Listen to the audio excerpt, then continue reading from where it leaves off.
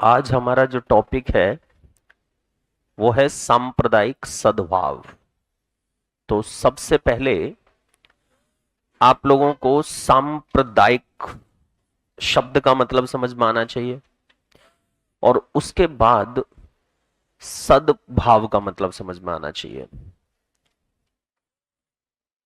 तो संप्रदाय सुना होगा आपने बहुत अच्छे से। संप्रदाय का मतलब एक ऐसा ग्रुप, एक ऐसी कम्युनिटी जहां का कल्चर, जहां का धर्म, जहां की संस्कृति, जहां की रहन सहन, जहां की भाषा अलग हो, दूसरों से भिन्न हो, उसको हम क्या कहते हैं? संप्रदाय। लेकिन संप्रदाय के साथ साथ एक शब्द सुना होगा, सांप्रदायिकता। वो सांप्रदायिकता आपको बहुत अच्छे से समझ में आना चाहिए। सद्भाव की बात फिर हम बाद में करते हैं, पहले आप लोगों को सांप्रदायिकता समझ में आ जाए। तो सांप्रदायिकता क्या है? बहुत आसान भाषा में लिखा है, जो कि हम में से किसी को भी समझ में आ सकता है।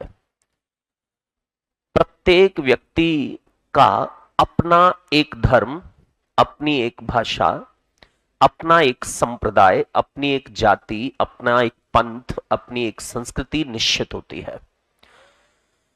न चाहते हुए भी चीजें निश्चित होती हैं। आपने जहां जिस जगह जन्म लिया है, जिस जाति में, जिस संप्रदाय में जन्म लिया है, आपका संप्रदाय, आपकी जाति कुछ समय के लिए तो वही है। बाद में हो सकता है कि आपको यह समझ में आए कि मुझे अपनी जाति, धर्म सब चेंज करना है, तो वो चेंज भी किया जा सकता है। लोग, बहुत सारे लोग जो है धर्म परिवर्तन कर लेते हैं। दूसरा यह है कि जिस जाति, धर्म, संप्रदाय में हमने जन्म लिया है वो हमें पसंद भी नहीं हो, फिर भी वो हम पर हावी है। कुछ समय तक तो हमारे घर वाले उसी को फॉलो करवाएंगे। जब हमारी खुद की समझ विकसित होगी तब हम किसी दूसरे धर्म की, या ऐसा भी हो सकता है कि हम किसी भी धर्म को ना माने। इस तरह के लोग भी बहुत होते हैं दुनिया में, अलग अलग तरह की वैरायटी मिलती है। तो ये कह रहा है कि प्रत्येक व्यक्ति का अपना धर्म, अपनी जाति, अपना पंथ, अपनी संस्कृति निश्चित होती है। पंथ, आपने बहुत सारे साधु महात्मा देखे होंगे, देखे हैं ना? तो उनमें किसी के कपड़े देखे होंगे पीले, किसी के देखे होंगे भगवा, किसी के काले, कुछ बिना कपड़ों वाले हैं, कुछ ऐसे हैं जो भस्म लगाते हैं। तो ये अपने आप में सब क्या हैं? अलग अलग पंथ हैं। यानी रीति रिवाज के तौर पर जो डिफरेंसेस देखने को मिलते हैं वो क्या है? वो अपने आप में एक पंथ है कि सब, मेरा एक अलग पंथ है और आपका एक। जैसे आपने सुना होगा कि योगी आदित्यनाथ जो हैं वो नाथ पंथी हैं। कौन से पंथ के हैं वो? नाथ पंथी साधु हैं वो। तो हमारे यहां बहुत सारे होते हैं, नागा होते हैं, नाथ होते हैं, नाथ संप्रदाय है अपने आप में एक अलग, तो वो नाथ पंथ के हैं। तो प्रत्येक व्यक्ति का अपनी भाषा, अपना धर्म, अपनी संस्कृति, अपना कल्चर, अपना संप्रदाय निश्चित होता है, जिस पर कुछ व्यक्तियों को बहुत गर्व होता है। हर एक को नहीं होता, हर एक को ज्यादा कुछ लेना देना नहीं है, धर्म, जाति और उससे कोई मतलब नहीं है। उसके जीवन के मानक कुछ और हैं, या वो इस स्तर पर सोच ही नहीं पा रहा है, तो उसको घृणा होना और गर्व होना, ये इन चीजों का कोई महत्व नहीं है उसके लिए। तो बहुत सारे लोग होते हैं जिनको अपने जाति, धर्म, संप्रदाय, उस पर क्या होता है?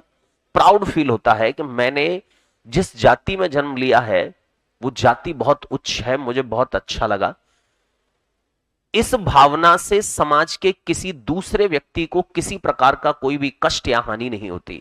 यानी मुझे अपनी जाति पर, मुझे अपने धर्म पर, मुझे अपने संप्रदाय पर बहुत नाज है, इससे आपको कोई तकलीफ नहीं हो सकती, किसी दूसरे आदमी को कोई तकलीफ नहीं हो सकती। लेकिन असली बात यह है, यह समझ में आनी चाहिए, जब जब किसी भी व्यक्ति को केवल अपना धर्म, अपनी भाषा, अपना संप्रदाय, अपनी जाति, अपना पंथ तथा अपनी ही संस्कृति सर्वश्रेष्ठ लगने लगे, यानी किसी को ये लगने लगे कि मेरा ही जो धर्म और भाषा है वही सर्वश्रेष्ठ है, बाकी सब बेकार हैं,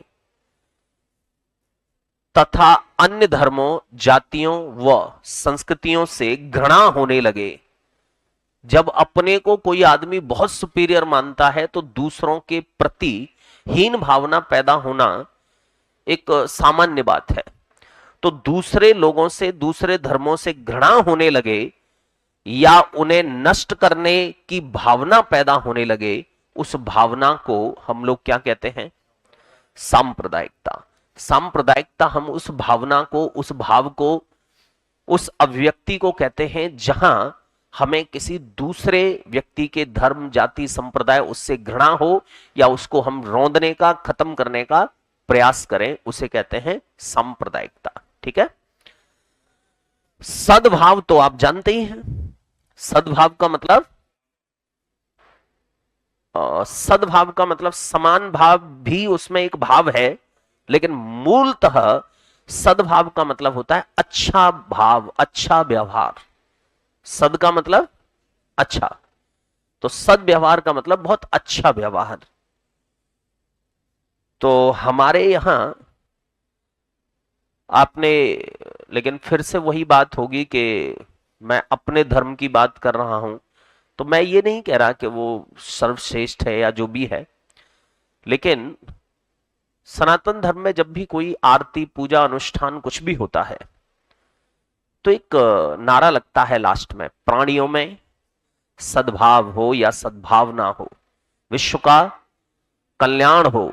यानी जिस जनहित को हम लोग अभी पढ़ रहे थे 2 दिन पहले, वो जनहित हमने बचपन से पढ़ा है, व्यक्तियों का कल्याण हो। तो हर आदमी के कल्याण की बात करते हैं, वसुदैव कुटुंबकम की बात करते हैं, पूरी वसुधा को, पूरी पृथ्वी को हम अपना कुटुंब मानते हैं और सबके ग्रोथ की बात करते हैं।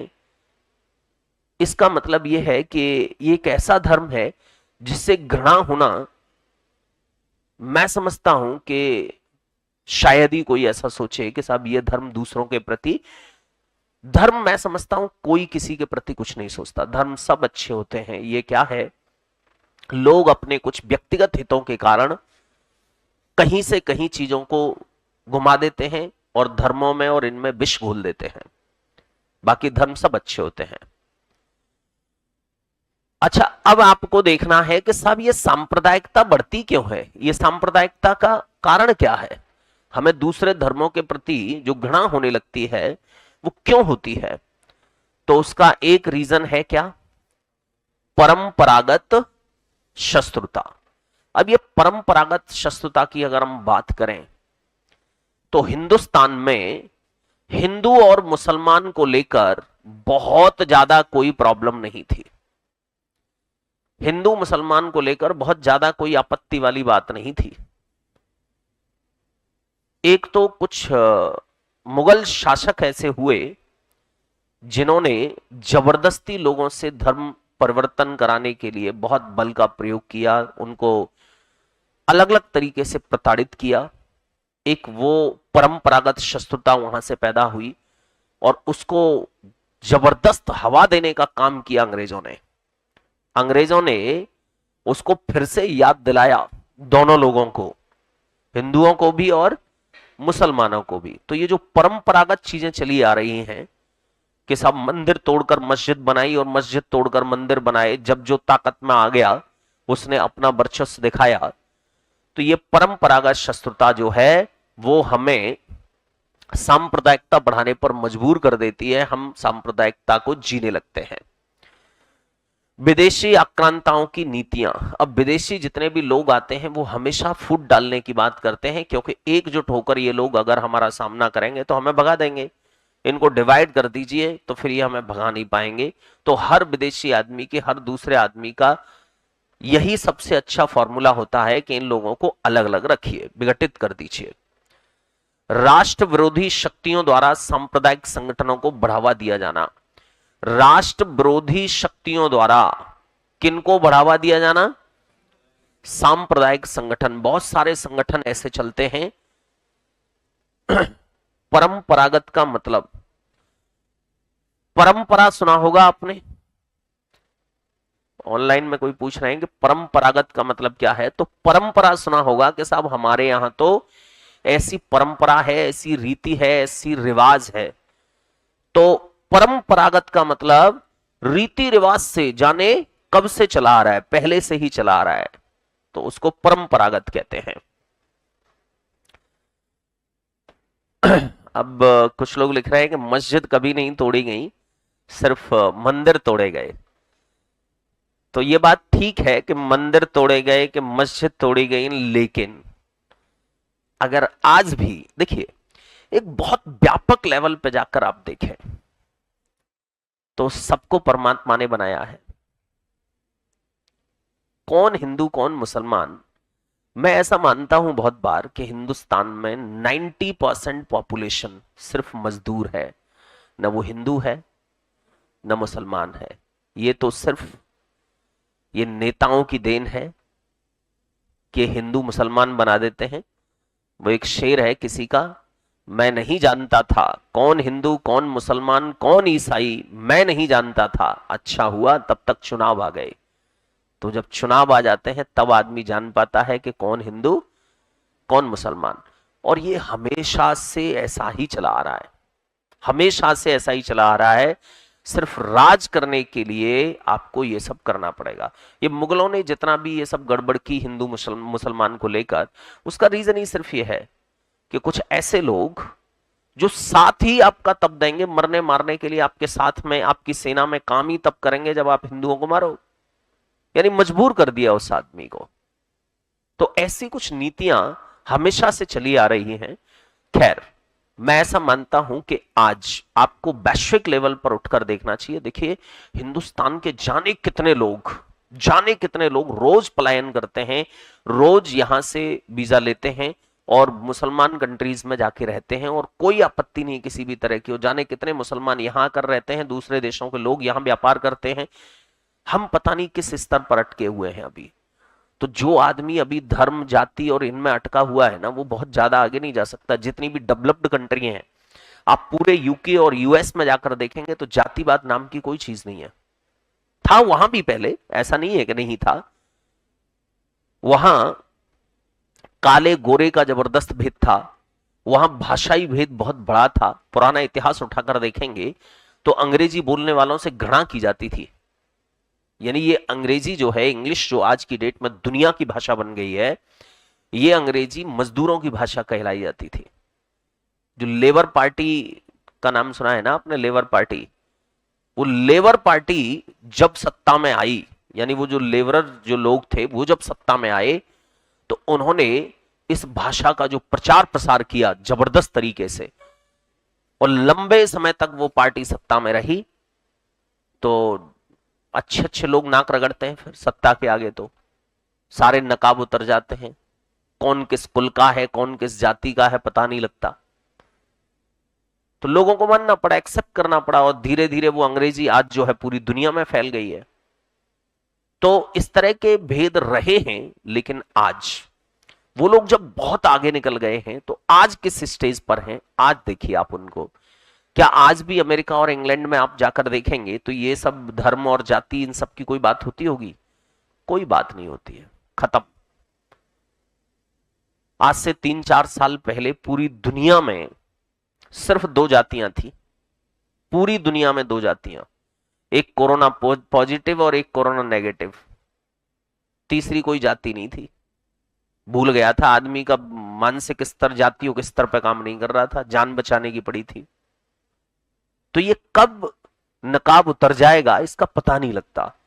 तो इसको अगर आप आज ही हटाने की बात करेंगे, अब आज भी आप उसी में अटके हुए हैं कि नहीं मस्जिद कभी नहीं तोड़ी गई, सिर्फ मंदिर तोड़े गए, तो ये परंपरागत शत्रुता आपकी खत्म नहीं हो सकती।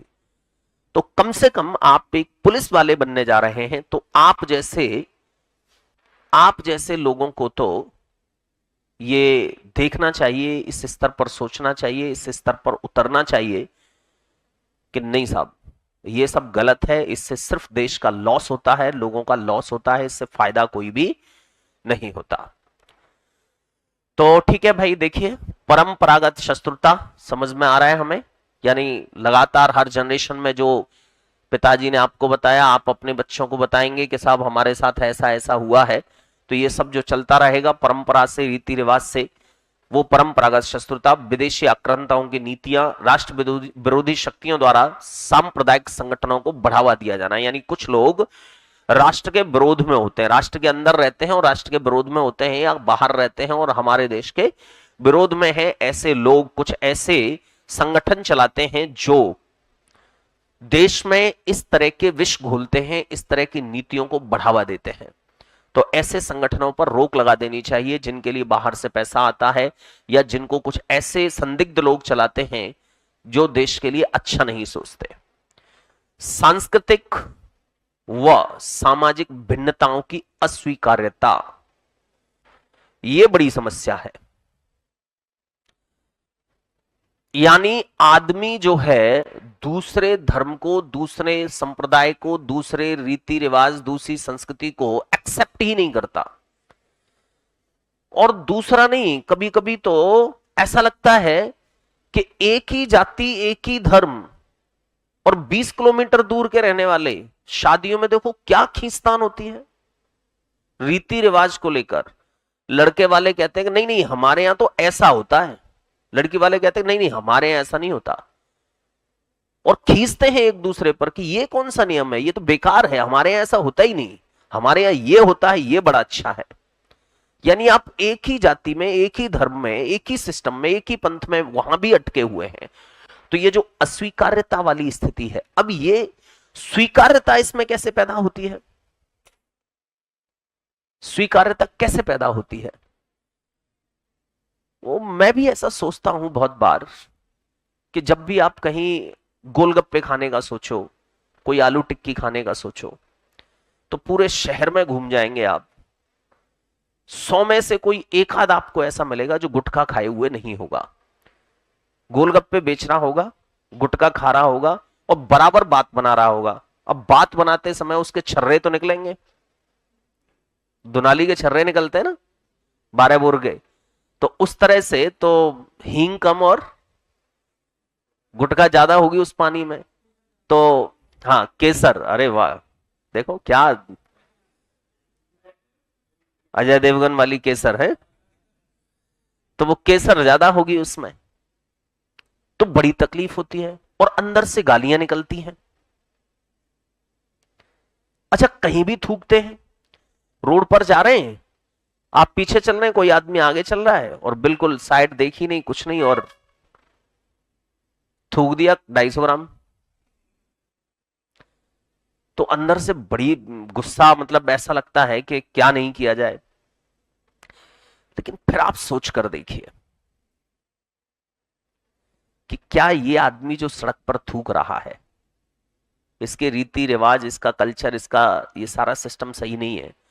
ये जो थूक रहा है इसमें सिर्फ इसकी गलती है या थोड़ी बहुत हमारी भी है? यानी हमने एक वर्ग को सिर्फ हैंड टू माउथ बनाया हुआ है, बेचारे अंधेरे से अंधेरे तक काम कर रहे हैं, कहीं ऐसी क्लास देखने को नहीं मिल रही है, कहीं कोई सेमिनार देखने को नहीं मिल रहा है, किसी दिन वो सूर सदन में नहीं जा रहे हैं, किसी ऑडिटोरियम में नहीं बैठ रहे हैं, कहीं टीवी पर कुछ नहीं देख रहे हैं। वो कहां से ये समझ विकसित हो? जो आदमी सिर्फ पेट पर डिपेंड है, उस आदमी में ये समझ कहां से आए कि कहां थूका जाता है और कहां नहीं थूका जाता है? तो जब हम ऐसे सोचने लग जाते हैं तो हमें किसी भी पंथ, किसी भी रीति, किसी भी रिवाज, किसी भी संप्रदाय से कोई घृणा नहीं होती, हो ही नहीं सकती, क्योंकि हर जगह का सिस्टम अलग है, हर जगह का कल्चर अलग है, हर जगह का क्लाइमेट अलग है, हर जगह की पर्याप्तताएं अलग है, सुख अलग है, सुविधाएं अलग हैं। तो किसी के यहां कुछ होगा, किसी के यहां कुछ होगा, तो सबको स्वीकार करना सीखिए। अब आप समुद्र के किनारे कहीं चले जाएं और आप कहें कि सब बाजार में मछली क्यों बिकती है?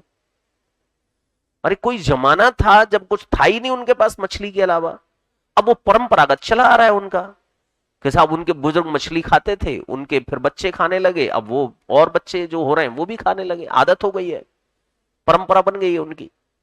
अब हम उससे घृणा करें कि साहब अब तो इनके खेत में अनाज होता है, गेहूं होते हैं, अब ये मछली क्यों खाते हैं? ठीक है, इस स्तर पर सोचना चाहिए। कुछ लोग छोड़ भी देते हैं जो सोच पा रहे हैं इस स्तर पर कि तब मजबूरी थी जब हमारे पास अनाज नहीं था। आज आज मजबूरी नहीं है तो जीव हत्या नहीं करनी चाहिए, लेकिन हर आदमी इस स्तर पर नहीं सोच सकता। वो बेचारा पेट पे डिपेंड है, या हो सकता है कि वो उसके यहां का फैशन बन गया है, उसको उसमें कोई बुराई नहीं लगती, उसको कोई पाप नहीं लगता। आपको पाप लग रहा है, आपको तो चींटी भी मर जाए तो भी पाप लगता है। तो आप दूसरे के स्तर पर उतर कर देखिए, आप उसकी तरह सोचकर देखिए। अब आप कहें कि सब हम गांव वाले हैं और गांव में जब कोई भिखारी आता है तो हम उसको अन्न दान करते हैं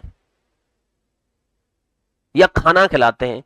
शहर में अपने लाले पड़े लोगों को, शहर में महिलाएं खाना अपने लिए बना लें, वो बहुत बड़ी बात है।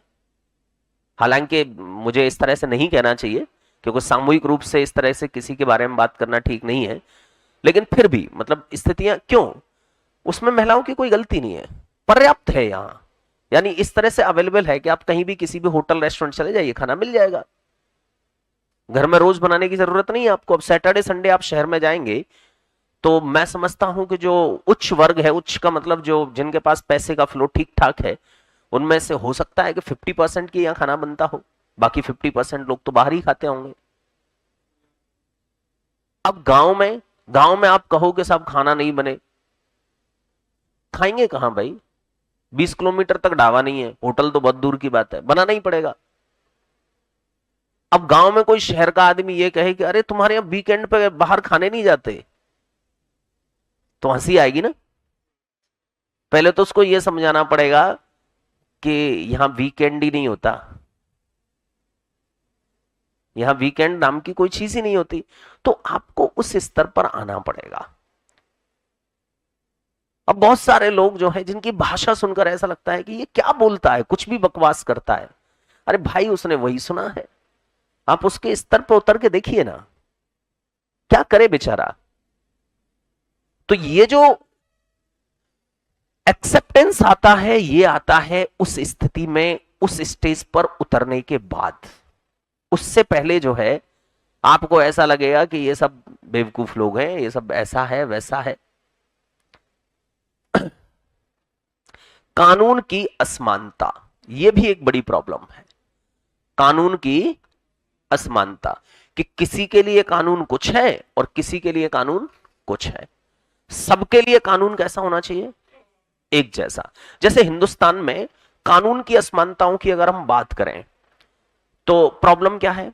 कुछ मुसलमानों को ऐसा लगता है कि नहीं, ये कॉन्स्टिट्यूशन ठीक नहीं है, हमारा जो सरिया कानून है वो ज्यादा अच्छा है, सरिया कानून लागू होना चाहिए। तो कुछ हिंदू कहते हैं कि हाँ भाई बहुत बढ़िया, सरिया कानून लागू होना चाहिए।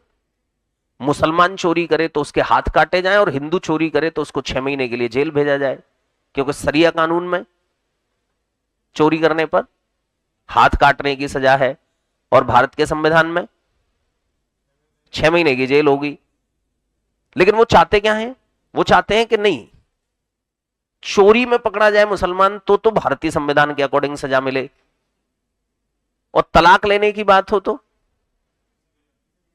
सरिया कानून के। ये कैसे हो सकता है भाई? समस्या इस बात की है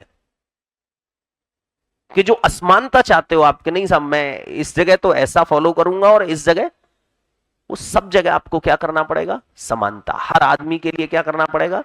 समानता। तो फिर किसी को किसी से कोई घृणा नहीं होगी। देखिए, असमानता जब होती है तो लोग एक दूसरे का हक छीनते हैं, लोग कोई भी क्राइम करेंगे और बच के निकल जाएंगे। अच्छा, ऐसा नहीं है कि ये असमानता सिर्फ आज ही है, ये असमानता हमेशा से रही है। पहले रिजर्वेशन बड़े लोगों के लिए था, आज रिजर्वेशन कमजोर लोगों के लिए है। पहले कई जगह ऐसा लिखा है, समर्थ को नहीं दोष गुसाई, यानी जो सामर्थ्यवान है उसकी कोई गलती नहीं होती। गलती हमेशा किसकी होती है? सामान्य आदमी की, कमजोर की होती है।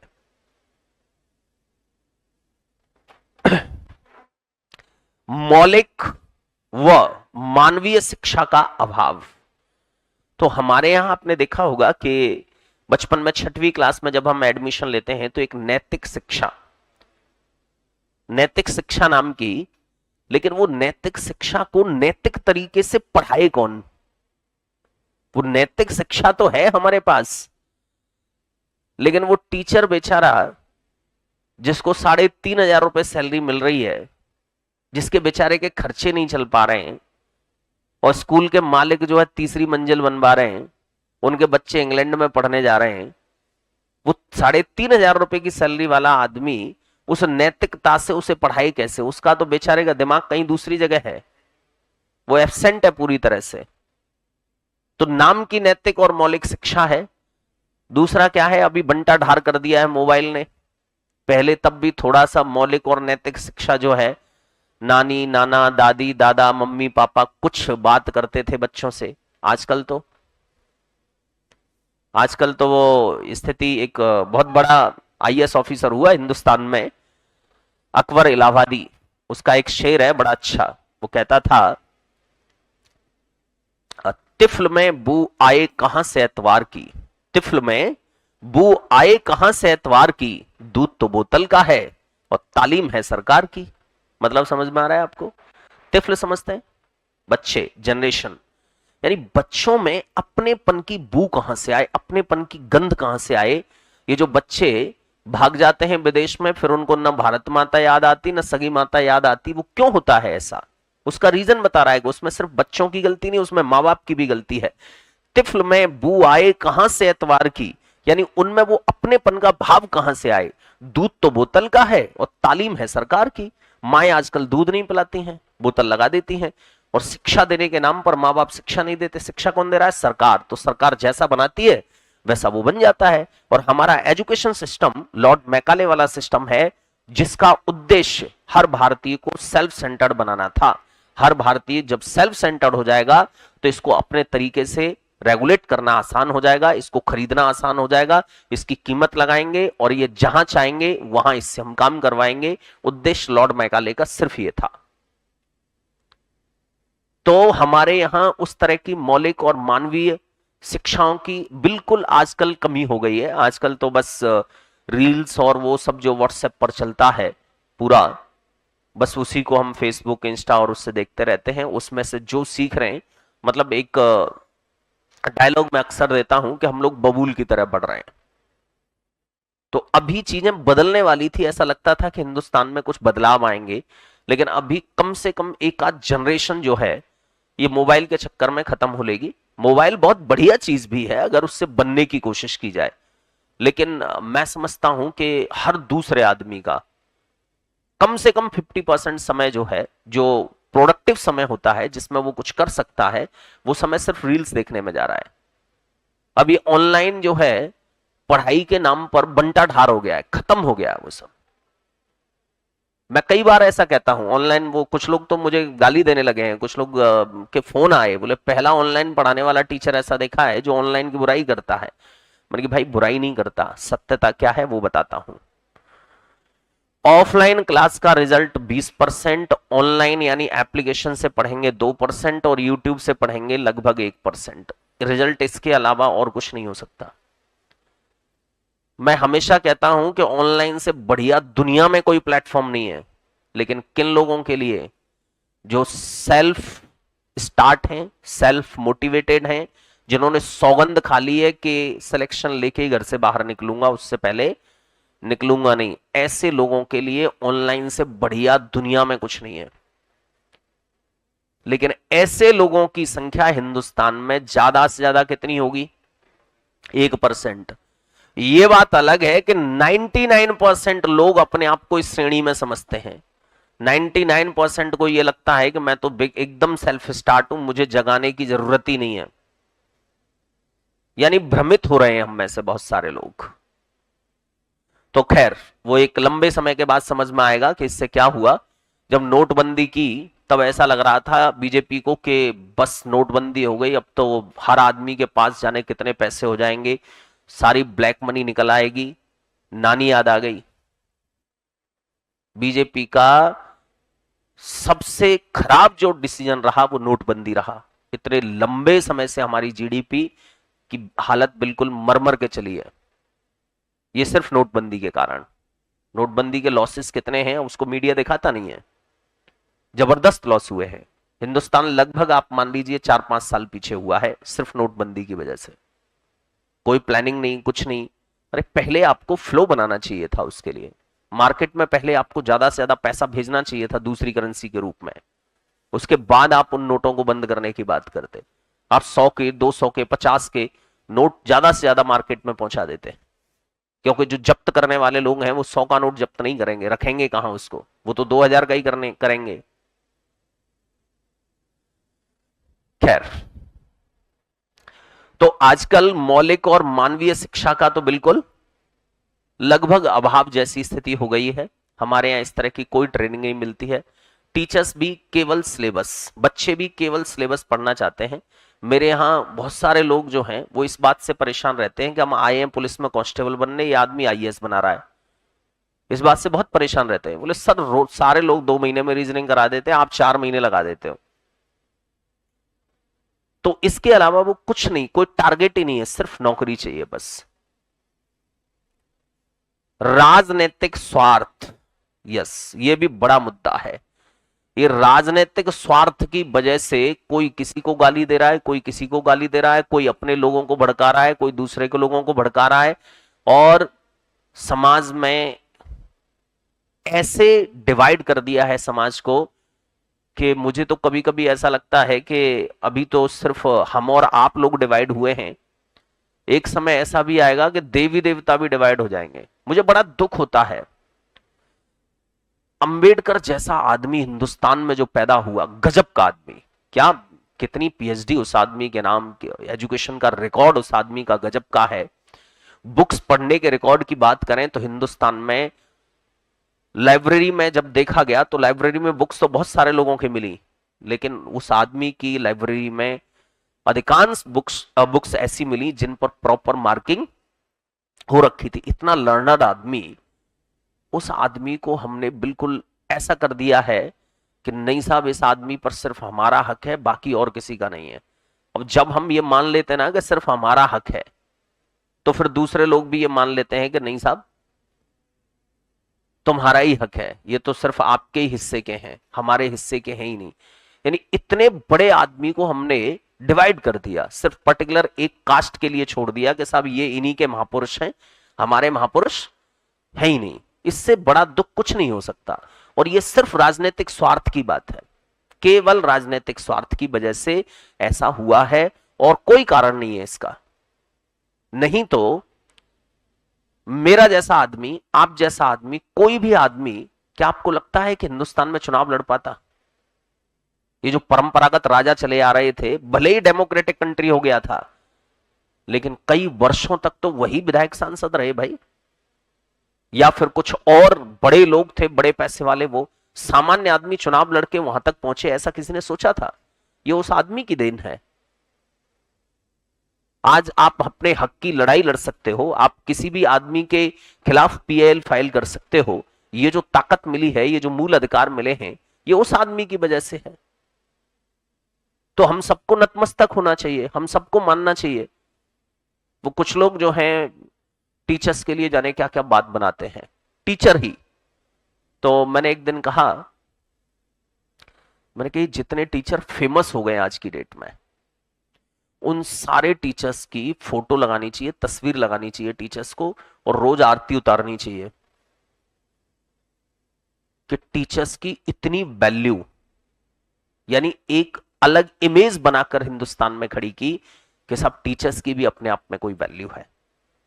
नहीं तो टीचर को कहां कौन कितनी वैल्यू, जब तक बच्चे को पढ़ाना है तब तक वैल्यू है। वो एक टीचर ने ऐसा किस्सा सुनाया एक बार कि मैं किसी के बच्चे को पढ़ाने जाता था, तो लगभग रोजाना ही चाय बिस्किट वगैरह आते थे। एक दिन नजारा कुछ अलग हुआ। बोले चाय लाके रखी मेरे लिए, और बाद में उस बच्चे की माँ जो है बिस्किट का पैकेट लेके आई। तो बोले आधा बिस्किट मेरी प्लेट में रख दिया, और आधा बराबर में कुत्ता था, आधा उसके लिए डाल दिया। ये टीचर के साथ जो व्यवहार हो रहा है उसकी बात कर रहे हैं हम। बोले कि मैं बस आता हूँ, वॉशरूम जा रहा हूँ। बोले वहां से निकला मैं, फिर नहीं गया कभी। फोन आया तो बोले कि वो जो कुत्ता है ना आपके घर में उससे पढ़वाओ। तो टीचर्स की बहुत ज्यादा कोई अहमियत, बहुत ज्यादा कोई वैल्यू, वो तो भला हो Anand sir, Divyakirti sir, Khan sir, ऐसे लोगों ने जो गरिमा दी है। यानी अब आदमी टीचर्स को हल्के में नहीं लेता। आदमी को लगता है कि नहीं भाई, हल्का कोई नहीं है आज की डेट में। कब कौन किस फील्ड में कहां आगे निकल जाए कोई पता नहीं है। तो हमें लोगों का एहसान मानना चाहिए, ऋणी रहना चाहिए। जिसने हमारे लिए कुछ किया है उसका तो कम से कम एहसान मानना ही चाहिए। चलिए, तो ये राजनीतिक स्वार्थ जो हैं वो कुछ नहीं होने देते। आज भी वही स्थितियां हैं। अच्छा, एक तो सबसे बड़ी प्रॉब्लम क्या है, कोई भी राजनेता आ जाए वो अपने बारे में बात नहीं करता कि साहब हमारी पार्टी ने क्या किया है और क्या आगे करेंगे। पोर्टफोलियो नाम की चीज खत्म हो गई है। बस आएंगे और दूसरे की बुराई। मोदी जी का 1 घंटे का स्पीच सुनना आप, गारंटी के साथ 40 मिनट राहुल गांधी की बात होती है। अब वो स्मार्ट आदमी है इसलिए राहुल गांधी का नाम एक भी बार नहीं लेते मुंह से, लेकिन समझ में सब आता है कि बात हो किसकी रही है। वो संसद में सब दुनिया का सबसे लंबा भाषण दिया गया। दुनिया का सबसे लंबा, इतनी देर का, 5 या 6 घंटे का भाषण था मोदी जी का, बड़ा नाम हुआ। उस भाषण को कोई अपने जीवन में अगर 2 बार सुन के बता दे, मैं कहता हूं ढंग का आदमी अगर एक भी बार सुन के बता दे। एक प्रधानमंत्री से हम ये अपेक्षा करते हैं कि वो राहुल गांधी जैसे सामान्य आदमी के बारे में 6 घंटे बात करे। क्या उद्देश्य है, क्या मतलब है उसका? अरे प्रधानमंत्री, वो भी पार्लियामेंट में बैठकर आप बात कर रहे हो, तो वहां तो आपका स्तर अलग होना चाहिए। अब मैं एक सामान्य आदमी के स्तर पर उतर के बात करूं, क्या मतलब है, मेरी क्या उपयोगिता है वो? अरे मेरी जो गरिमा है, मेरा जो कद है, मेरी जो डेजिग्नेशन है, मुझे उस हिसाब से बात करनी चाहिए। और संसद में बैठे हैं वहां तो कम से कम आपको डायरेक्ट लोगों के साथ जुड़ना चाहिए। बाकी लोग आपके बारे में क्या कहते हैं उनको छोड़ दीजिए। मैं कभी किसी टीचर की बुराई नहीं करता, कभी ये नहीं कहता कि साहब मैं बहुत बढ़िया रीजनिंग पढ़ाता हूं, दूसरे लोग नहीं पढ़ाते या दूसरे लोग ऐसा करते हैं। अरे भाई, मैं बढ़िया पढ़ाता हूं, वो दिख जाएगा लोगों को। दूसरा कैसा पढ़ाता है वो भी दिख जाएगा लोगों को। आप कौन होते हैं डिसाइड करने वाले कि कौन बढ़िया पढ़ाता है और कौन खराब पढ़ाता है? चलिए, अब ये सांप्रदायिकता की वजह से परिणाम क्या मिलते हैं? परिणाम क्या, वो तो सांप्रदायिक तो एक रोग है, सांप्रदायिकता तो इसके परिणाम नहीं मिलेंगे, इसके तो दुष्परिणाम होंगे। क्या दुष्परिणाम है भाई? सबसे ज्यादा राष्ट्रीय एकता को खतरा। कोई भी आदमी कभी भी खरीदा जा सकता है, कभी भी बिक सकता है। बस उसको उकसाने की देर है कि देखो भाई, तुम इस देश में रह जरूर रहे हो, ये देश तुम्हारा नहीं है, संभल जाओ, मैं तुम्हें इतने पैसे देता हूं, बस 4 जगह बॉम्ब लगा दो तुम, और तुम्हारा वीजा पासपोर्ट सब बनवा देते हैं, इंग्लैंड में रहना कल से। तो आदमी को बिकने में देर नहीं लगती, क्योंकि उसको बहुत पहले से उसके दिमाग में ये भरा हुआ है कि हमारे साथ जाती हुई है, हमारे साथ हमें सताया गया है, हमारे साथ ऐसा हुआ है, हमारे साथ वैसा हुआ है। और सताने का मामला सीधा सा है भाई, हमेशा कमजोर को सताया जाता है, ताकतवर को कभी नहीं सताया जाता। ये सब जाति धर्म ये सब तो बेकार की बातें हैं कि साहब पर्टिकुलर किसी जाति को सताया जाता है। लोकतंत्र में अब ये सारी परिभाषाएं तो खत्म हो गई। आप किसी भी जाति से बिलोंग करते हो, छोटी बड़ी कोई जाति नहीं होती है। मैं समझता हूं कोई भी आदमी, अगर आप में ताकत है तो आपको सता नहीं सकता। आप में ताकत है तो आप जरूर किसी को सता सकते हैं। वो तुलसीदास एक जगह लिखते हैं कि 3 दवा में निसक में राजा पातिक रोग। मतलब समझ में आ रहा है? 3 दवा में निसक में राजा पातिक रोग। निसक समझते हैं? कमजोरी। 3 लोग कमजोरी में दबाते हैं, कौन कौन? राजा यानी प्रशासन, कमजोर आदमी को लात मार के बैठाया जाता है जीप में। ताकतवर आदमी के लिए प्रॉपर अरेस्ट वारंट लाया जाता है और 4 लोग पहले आके इन्फॉर्म करके जाते हैं कि सर, या फिर ताकतवर आदमी के लिए आगे आगे पुलिस की जीप चल रही होती है और पीछे वो अपनी फॉर्च्यूनर से चल रहा होता है, आपकी गाड़ी में भी नहीं बैठेगा और आप कुछ भी नहीं कहेंगे उससे। कमजोर आदमी को आप उसके बच्चों के सामने तमाचा लगा देते हो। भले ही वो कितना भी क्रिमिनल है, लेकिन जिसके सामने आप पीट रहे हो आखिर उनका तो बाप है ना, उनका तो पिता है ना वो। इसका कोई ध्यान ही नहीं रखा जाता। अब आपने एक आदमी को सुधारने के लिए दूसरे को क्रिमिनल बना दिया। गारंटी के साथ जिस बच्चे के सामने आपने उसके पिता को पीटा है, वो बच्चा विध्वंस जरूर करेगा, चाहे वो किसी भी तरह से करे। हो सकता है कि वो बाद में एक आईपीएस बने और आपको ढूंढे कि इस पीरियड में जब मैं 7 साल का था तब इस पुलिस स्टेशन में कौन कौन लोग थे, रिकॉर्ड निकाले और तब आपकी कॉलर पकड़े। तो आपने क्राइम को जन्म दिया, आप उस स्तर पर सोच ही नहीं पाए। पुलिस करती है ऐसा, कुछ भी करती है। इतने सारे वीडियोस आते हैं कि 1 क्विंटल का आदमी एक सामान्य महिला में थप्पड़ दिए जा रहा है पुलिस स्टेशन में, और सीसीटीवी कैमरे में रिकॉर्ड हो रहा है। ऐसे बहुत सारे वीडियोस आते हैं। या पुलिस ने जो भय व्याप्त कर दी है, भय का मतलब जो बड़े क्रिमिनल हैं उनके दिमाग में कोई भय नहीं है। सामान्य जो कमजोर आदमी है, हेलमेट नहीं लगाया हुआ है तो जानबूझ के ट्रक के पीछे घुसता है, वो ट्रक के सहारा लेता है और कब चपेट में आ जाता है पता नहीं लगता। छिप रहा है, वो छिप के निकल रहा है, जल्दी कर रहा है, और जल्दी के चक्कर में चौराहे पर टपक जाता है। तो ये जो भय व्याप्त की हुई है, इसके बारे में सोचना चाहिए पुलिस को। मैं ये कहता हूं कि इस बार ये जो काम हुआ है, ये जो 13-14 क्वेश्चन डाले हैं, ये गजब का काम हुआ है। अब जो पुलिस वाले निकल के जाएंगे ना, आप में से जो भी बनेंगे, वो जो पहले भर्ती हुए हैं उनसे 4 गुना अच्छे बनेंगे, गारंटी के साथ। क्योंकि आदमी इस स्तर पर जब सोचने लग जाता है तो फिर उसके व्यवहार में वो चीजें दिखती हैं, वो सोच दिखती है। हमारे काम में हमारी सोच दिखती है कि हम किस सोच के आदमी हैं।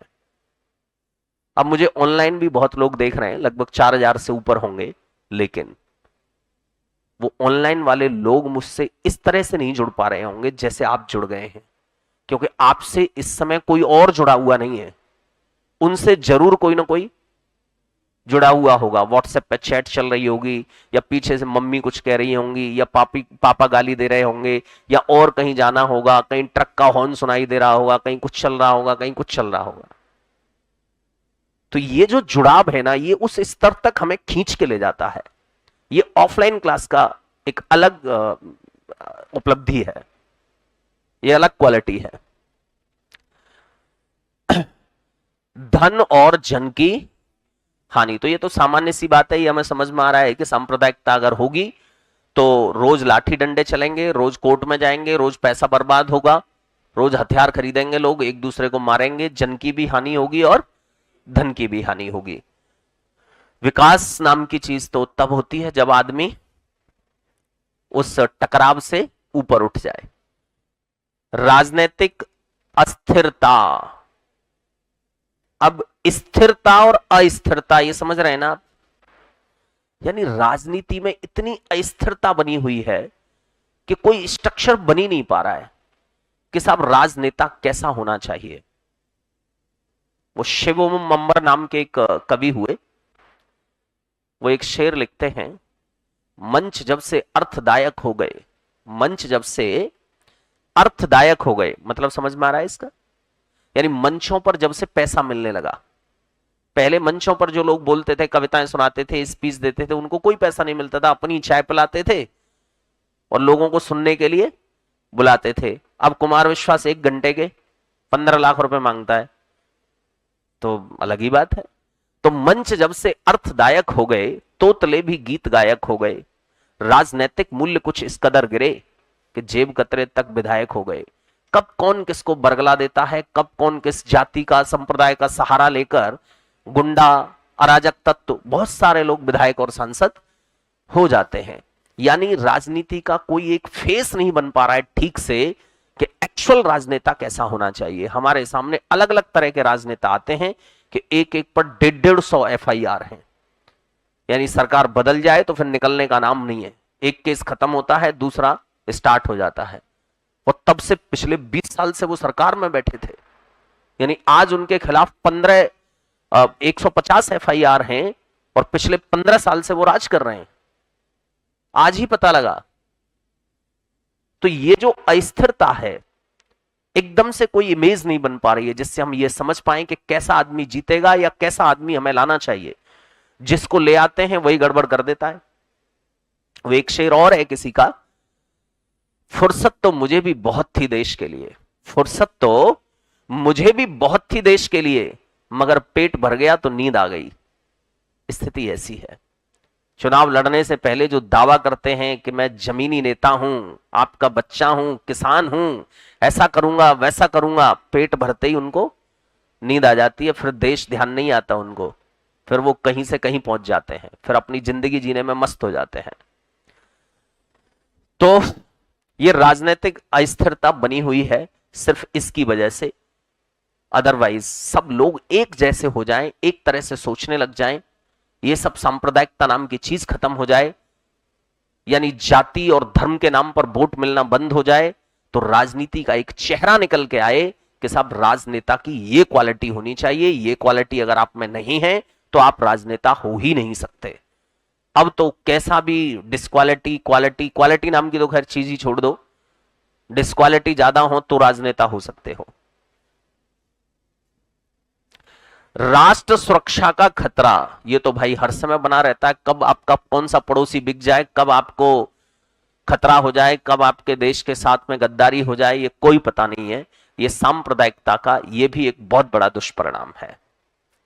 चलिए, मानवीय संवेदनाओं पर आघात, ये भी एक बहुत बड़ी प्रॉब्लम है। मानवीय संवेदनाओं पर आघात कैसे होता है कि साहब मैं एक ऐसा आदमी हूं जो न किसी धर्म को मानता, न किसी जाति को मानता, सबको एक जैसा मानता हूं, लेकिन मेरे साथ में जो आदमी काम कर रहा है, या मैं जिसकी कार में बैठ के जा रहा हूं, या जिसके साथ बाइक पर बैठ के जा रहा हूं, उसको बड़ी नफरत है मेरी जाति से, मेरे धर्म से। मुझे कोई तकलीफ नहीं थी, मैंने तो उस पर भरोसा किया, मैंने तो उसको मनुष्य की तरह सोचा, लेकिन उसने कब बोटियां की और कब हलवा बना दिया पता नहीं है। तो ये जो स्थितियां हैं, मानवीयता पर जो आघात होता है कि एक आदमी तो बिल्कुल मानवीय तरीके से सोचता है और दूसरा उसको मामा बना के चला जाता है, ये भी एक बहुत बड़ी प्रॉब्लम है। और ये प्रॉब्लम किसकी वजह से है? सांप्रदायिकता की वजह से। लेकिन आगे बात हो रही है सांप्रदायिक सद्भाव की, कि साहब सद्भाव होना चाहिए। तो सांप्रदायिक सद्भाव या सांप्रदायिक सौहार्द, सद्भाव कहिए, सौहार्द कहिए, भाईचारा कहिए, बंधुत्व कहिए, वसुदैव कुटुंबकम कहिए, ये सब का मतलब एक ही है। सबको अपने भाई की तरह समझो, कि भावना का उदय करना जिससे मानव जीवन को एक गरिमा प्रदान कर राष्ट्र को विकसित किया जा सके, उस भाव को हम क्या कहते हैं? सांप्रदायिक सद्भाव कहते हैं। यानी इन सारी चीजों को पैदा करना, भाईचारा पैदा करना, सौहार्द पैदा करना और इस भावना का उदय करना, इसको बढ़ाना, जिससे मानव जीवन को एक गरिमा प्रदान कर। तो आपको एक बात समझ में आ रही होगी कि मानव जीवन को गरिमा कब मिलती है? जब इन उलझनों से आदमी ऊपर उठ जाता है, तब मानव अपने बारे में सोच पाता है, तब कुछ कर पाता है, नहीं तो उसी में झगड़ता रहता है। राष्ट्र को विकसित तभी किया जा सकता है जब मनुष्य अपना आयाम ले ले पूरी तरह से। फूल जब पूरी तरह से खिल जाता है तब उसकी खुशबू ज्यादा फैलती है। कलियों में से उतनी खुशबू नहीं आती जितनी फूलों में से आती है। सौहार्द स्थापित करने के कुछ प्रभावी उपाय क्या हैं? अब ये उपाय में से कुछ ऐसे भी होंगे जो पुलिस को करने होंगे, या स्पेशली ऐसे भी लिखे हुए हैं कि पुलिस क्या कर सकती है। तो पहला, सामाजिक झगड़ों का त्वरित निस्तारण। जितने भी सामाजिक झगड़े होते हैं उनमें क्या करना चाहिए? त्वरित, यानी बिल्कुल फास्ट ट्रैक कोर्ट में ले जाइए, जल्दी से जल्दी उसको फ्री करवाइए। लंबा नहीं चलना चाहिए, क्योंकि लंबा चलेगा तो वो भावना खत्म नहीं होगी। दूसरा है राष्ट्रीय पर्वों को प्रोत्साहन देना। जितने भी राष्ट्रीय पर्व हैं उनको बढ़ चढ़ कर मनाना, सरकार को प्रोत्साहित करने का काम करना चाहिए उनके लिए। हर जाति, हर धर्म को हर त्योहार मनाना चाहिए। जितने राष्ट्रीय पर्व घोषित किए गए उन सबको। वोट की राजनीति पर रोक लगनी चाहिए। जो वोट के लिए राजनीति करते हैं, वोट की राजनीति करते हैं, जाति धर्म के हिसाब से जो राजनीति करते हैं, उस पर रोक लगनी चाहिए। प्रभावी व निष्पक्ष कानून व्यवस्था होनी चाहिए। कानून व्यवस्था प्रभावी भी होनी चाहिए और कैसी होनी चाहिए? निष्पक्ष होनी चाहिए। कि साहब इस धर्म के लिए ऐसी और दूसरे धर्म के लिए वैसी, ये तरीका बिल्कुल गलत है। इससे और ज्यादा इस स्थिति में बढ़ावा होगा। अगर आप निष्पक्षता रखते हैं तो डेफिनेटली ये कम होगा, यानी सबके लिए, सारे धर्मों के लिए, सारी जातियों के लिए हर चीज बराबर, तो बिल्कुल आराम से आदमी एक्सेप्ट कर लेगा। आदमी को ये लगने लगेगा कि हाँ भाई, ये देश मेरा है, ये संप्रदाय मेरा है, ये संस्कृति मेरी है, सब एक जैसे हैं। आर्थिक संसाधनों व सुविधाओं में एक रूपता, जितने भी आर्थिक संसाधन या सुविधाएं हैं उन सब में क्या होना चाहिए, हर आदमी के लिए एक जैसा व्यवहार होना चाहिए, एक रूपता होनी चाहिए। धर्मनिरपेक्ष शिक्षा नीति, और हमारी शिक्षा नीति कैसी होनी चाहिए, धर्मनिरपेक्ष होनी चाहिए। यानी किसी भी शिक्षा नीति में, हमारे जितना भी एजुकेशन सिस्टम है उसमें पर्टिकुलर किसी भी धर्म को बड़ा और किसी दूसरे को छोटा नहीं बताना चाहिए। सर्वधर्म समान की भावना को पैदा करना चाहिए। तो अभी हालत वही है। आप जितने भी ये मिशनरियों के स्कूल चलते हैं वहां आप देखेंगे तो जब मिशनरियों का कोई त्योहार होगा तो 5 दिन की छुट्टी, और सामान्य तौर पर होली, दिवाली और इस तरह के त्योहार की हम बात करते हैं, ईद की, तो पता लगता है सिर्फ 1 दिन की छुट्टी। तो इससे धीरे धीरे हमें ये समझ में आने लगता है, वो छोटे छोटे बच्चों को भी समझ में आने लगता है कि क्रिसमस आता है तो 5 दिन की छुट्टी करते हैं लोग, और होली आई है, हमारा 3 दिन की छुट्टी होनी चाहिए, उसमें सिर्फ 1 या 2 दिन की छुट्टी की है। तो वो जो भाव है वो फिर मरता नहीं है, वो भाव और उदय होता है। सांप्रदायिक शिक्षा पर पूरी तरह से रोक लगनी चाहिए। राष्ट्रीय इतिहास में सांप्रदायिकता को हटाना चाहिए। ये भाई एक बहुत बड़ा काम है, लेकिन कैसे हो सकता है इस पर अभी बात करेंगे। कानून की समरूपता होनी चाहिए। कानून की समरूपता हमें समझ में आती है कि कानून सबके लिए एक जैसा होना चाहिए, लेकिन राष्ट्रीय इतिहास में से सांप्रदायिकता को हटाना चाहिए।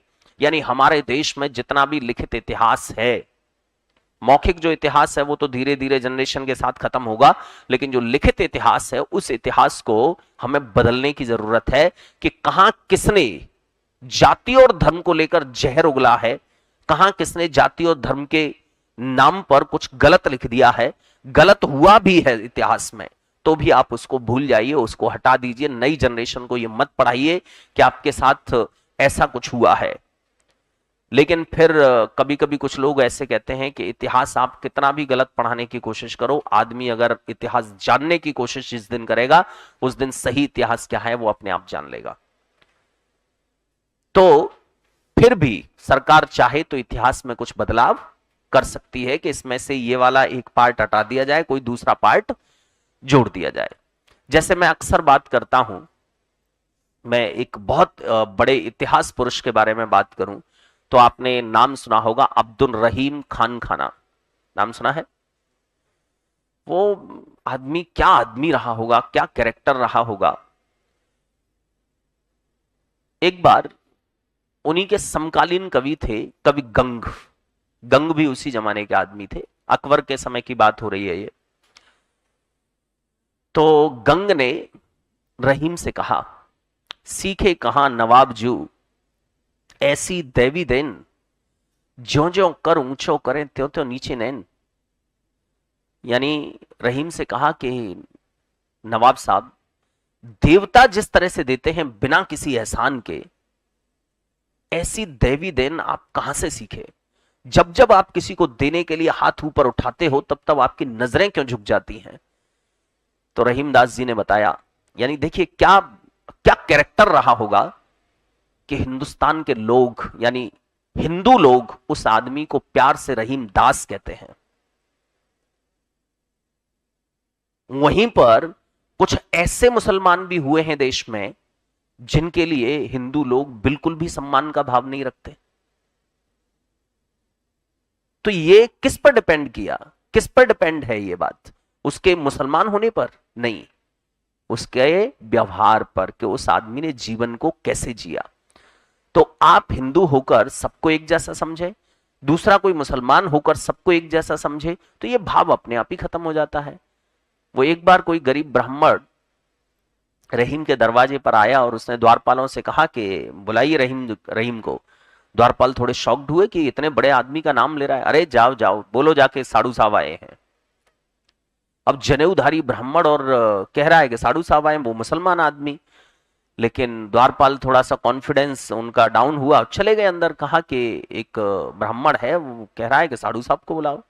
रहीमदास आए और आके गले लगाए और बड़े प्यार से अपने राजमहल में लेके गए, अपनी हवेली में। और वहां स्वागत सत्कार, खाना पीना सब हुआ और बड़े सम्मान के साथ विदा किया। तो जो चाटुकार थे उन्होंने कहा कि महाराज ये सब करोगे ना आप, तो आपकी महिमा कम हो जाएगी, ये सब ठीक नहीं है। किसी को भी आप उठाते हो, किसी को भी राजमहल में बिठा देते हो कि नहीं भाई ये मेरा साड़ू था, कि आपका साड़ू कैसे? तो कहा कि गरीबी और अमीरी दो सगी बहनें हैं, गरीबी इसके घर भी आई है और अमीरी मेरे, तो हुआ ना सगा साड़ू। अब ऐसे आदमी के लिए आप ये कहो कि वो हिंदू था या मुसलमान था, अरे वो आदमी था, वो मनुष्य था, उसमें वो मानवीय संवेदनाएं थी। और वहीं पर एक एग्जाम्पल दिया, जो गरीब को हित करे कहे रहीम बड़ लोग, कहा सुदामा बापरो कृष्ण मिताई जोग। यानी वहां सुदामा और कृष्ण का एग्जाम्पल दिया उन द्वारपालों से, और अपने जो और मंत्री संतरी जो लोग थे उनसे कहा कि क्या बेचारा सुदामा कृष्ण की मित्रता के योग्य था? नहीं, ये कृष्ण का बड़प्पन है कि उसने उसको अपना मित्र मानने से इनकार नहीं किया। तो बड़ा आदमी वो होता है जो गरीब का हित करता है। तो इतने सेंसिटिव आदमी के लिए कोई ये कह सकता है कि वो किसी धर्म को मानता होगा, किसी जाति को मानता होगा? व्यक्तिगत तौर पर उसका कोई धर्म जाति रही होगी, वो एक अलग बात है। और रहीम के बारे में तो आपको पता होगा कि बाद में तो पूरी तरह से सनातनी हो गए थे, कृष्ण भक्त हो गए थे। जीवन का लगभग अंतिम पड़ाव जो है वो कृष्ण भक्ति में निकला उनका। इतने सारे दोहे, चौपाइयां और शेरो शायरी उन्होंने लिखी हैं। तो आदमी की वैल्यू आदमी के अंदर के आदमी से है, कि उसके अंदर का वो व्यक्तित्व, उसके अंदर का वो आदमी, उसके अंदर की वो मानवीय संवेदनाएं विकसित हुई हैं क्या? चलिए, सांप्रदायिक दंगों को नियंत्रित करने व सौहार्द स्थापित करने में पुलिस की भूमिका क्या है, ये आपके लिए सबसे अहम मुद्दा है।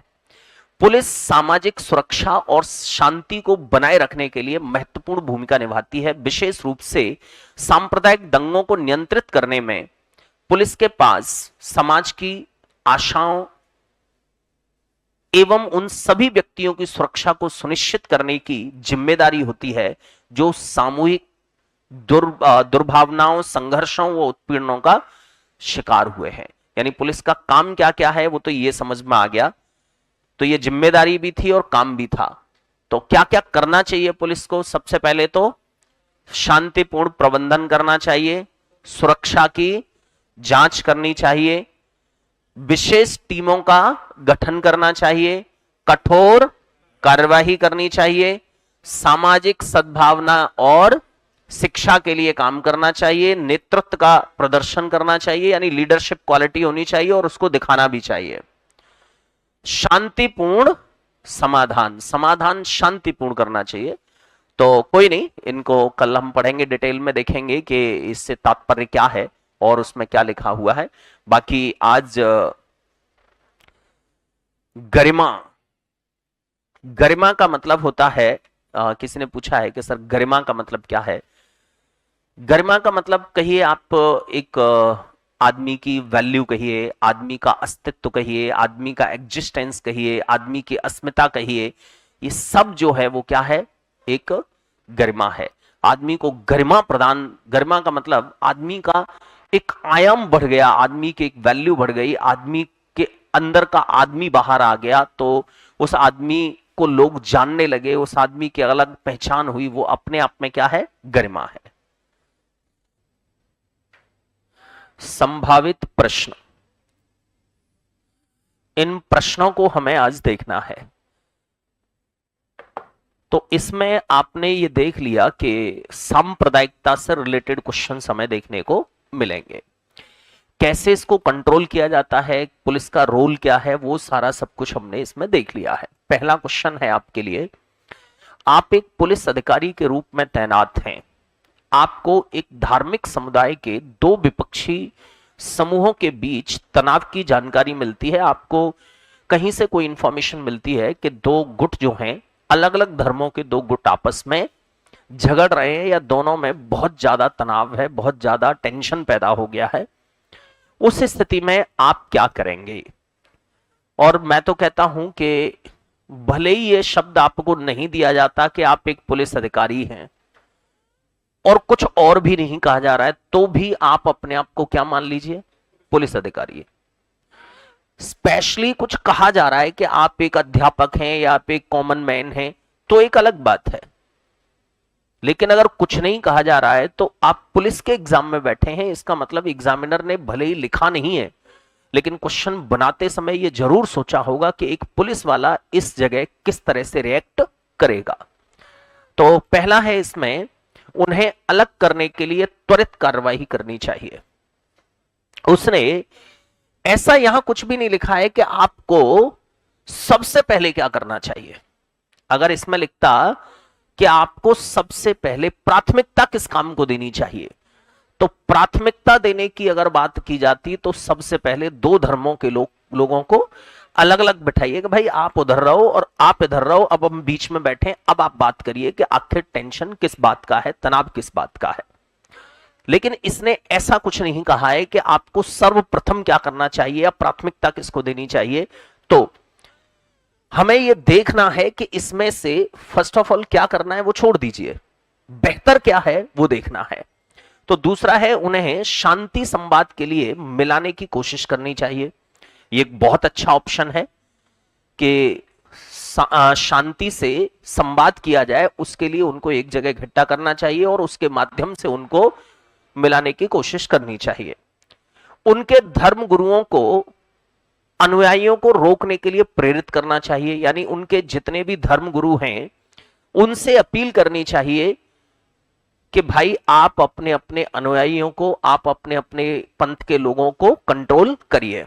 और लास्ट में है, वह उन्हें न्यायपालिका के पास जाने की सलाह देनी चाहिए।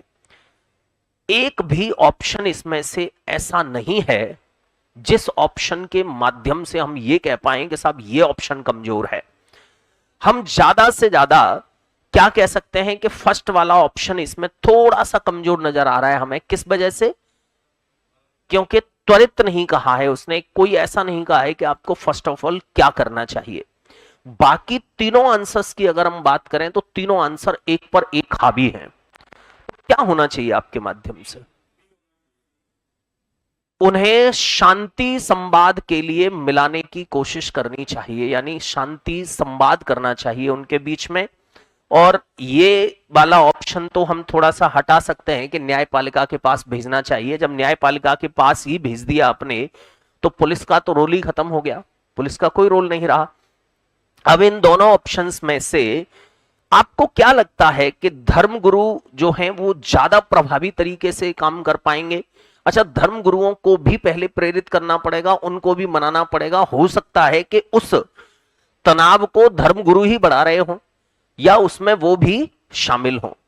तो धर्म गुरुओं को सिर्फ बोलना, उनसे अपील करना, ये पुलिस का काम है? या पुलिस को जो अधिकार मिले हैं या पुलिस में जो खुद की क्वालिटीज होती हैं, खुद की संवाद की क्वालिटी होती है, पुलिस में खुद की लीडरशिप क्वालिटी होती है, पुलिस खुद समाज में जाकर एक समन्वय पैदा करने की बात करती है, या समाज के बहुत बड़े बड़े लोगों से पुलिस का एक अच्छा संबंध होता है, तो उनके माध्यम से पुलिस को कंट्रोल करना चाहिए।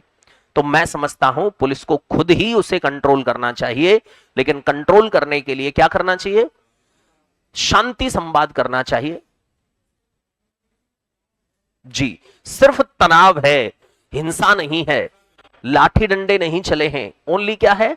तनाव है, टेंशन है, बस गाली गलौज कर रहे हैं एक दूसरे को, या एक दूसरे के प्रति अच्छा नहीं सोच रहे हैं, या एक दूसरे से देखकर मुंह बना रहे हैं। जी,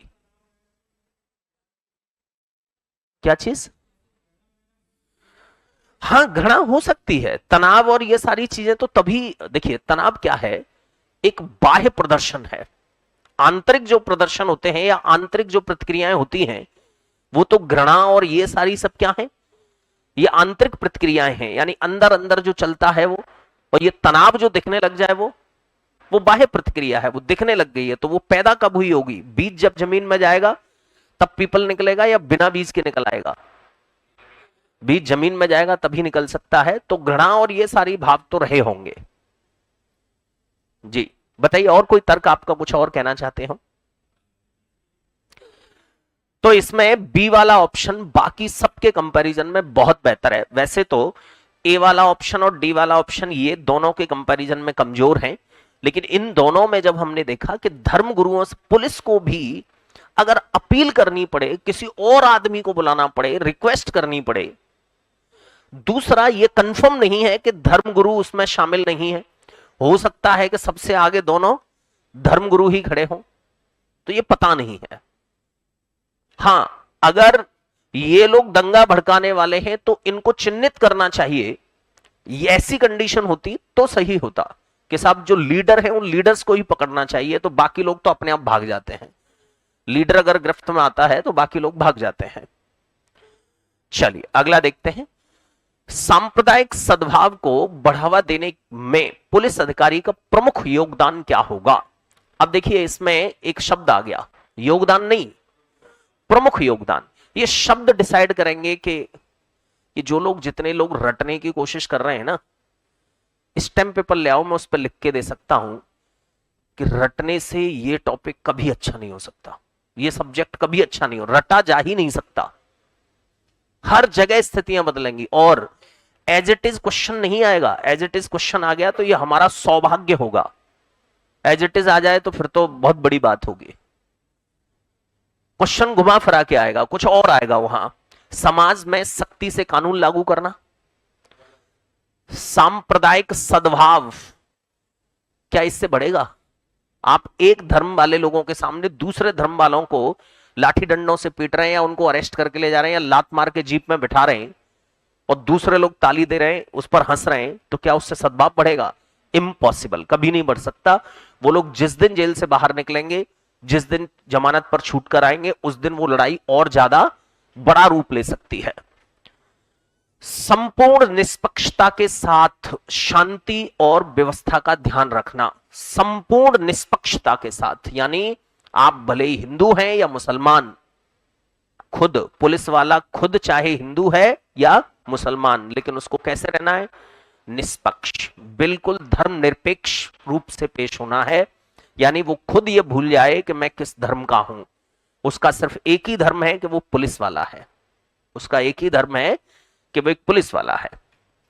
सामाजिक सुरक्षा के लिए सांप्रदायिक संघर्षों को अनदेखा करना, तो अनदेखा करने से तो समाज की सुरक्षा कहां हुई?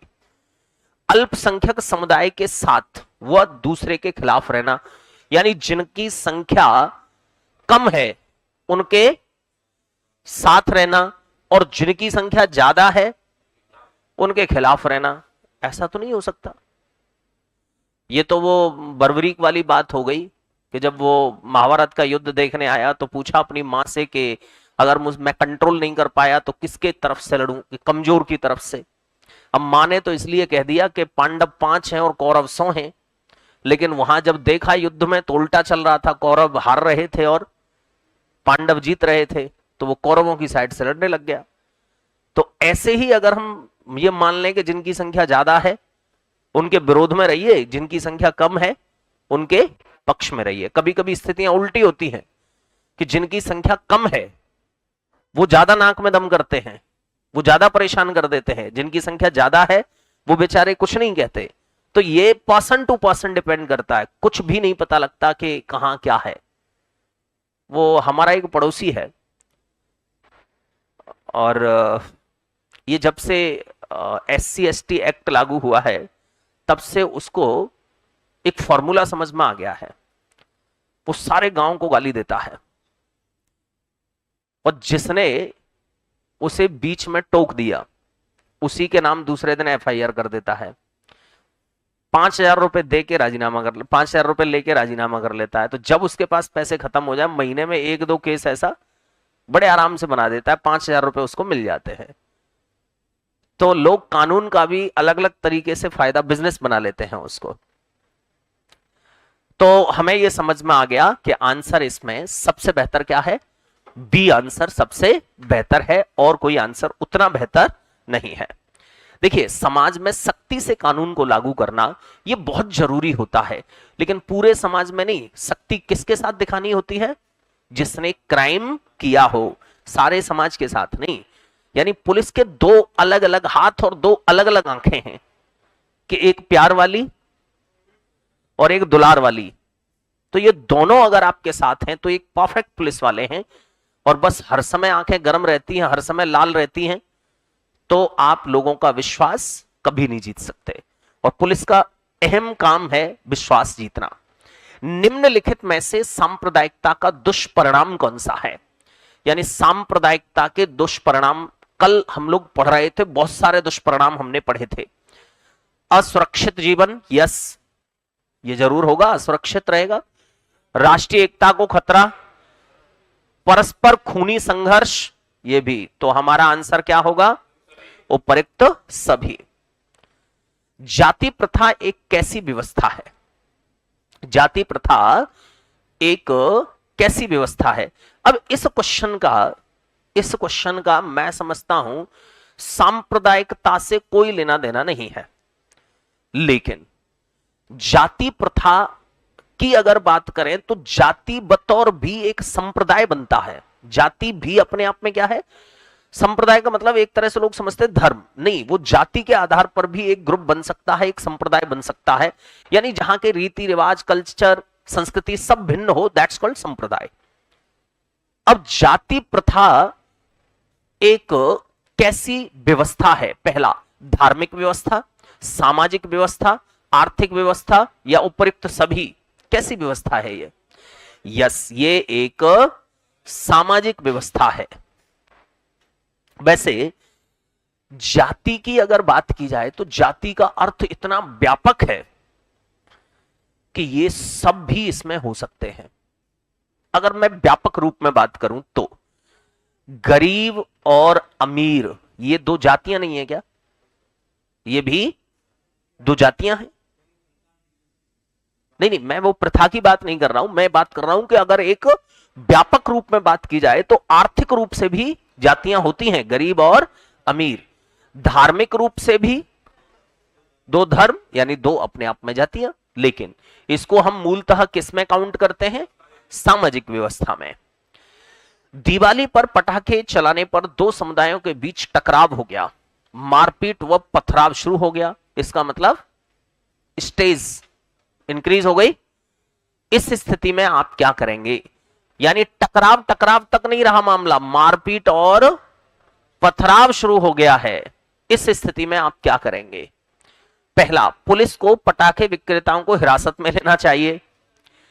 तो ये तो बात वो हो गई कि खिसियानी बिल्ली खम्बा नोचने वाली स्थिति, कि आप क्राइम को कंट्रोल कर नहीं पा रहे हो, ये देख रहे हो कि शहर में पटाखे किसने बेचे।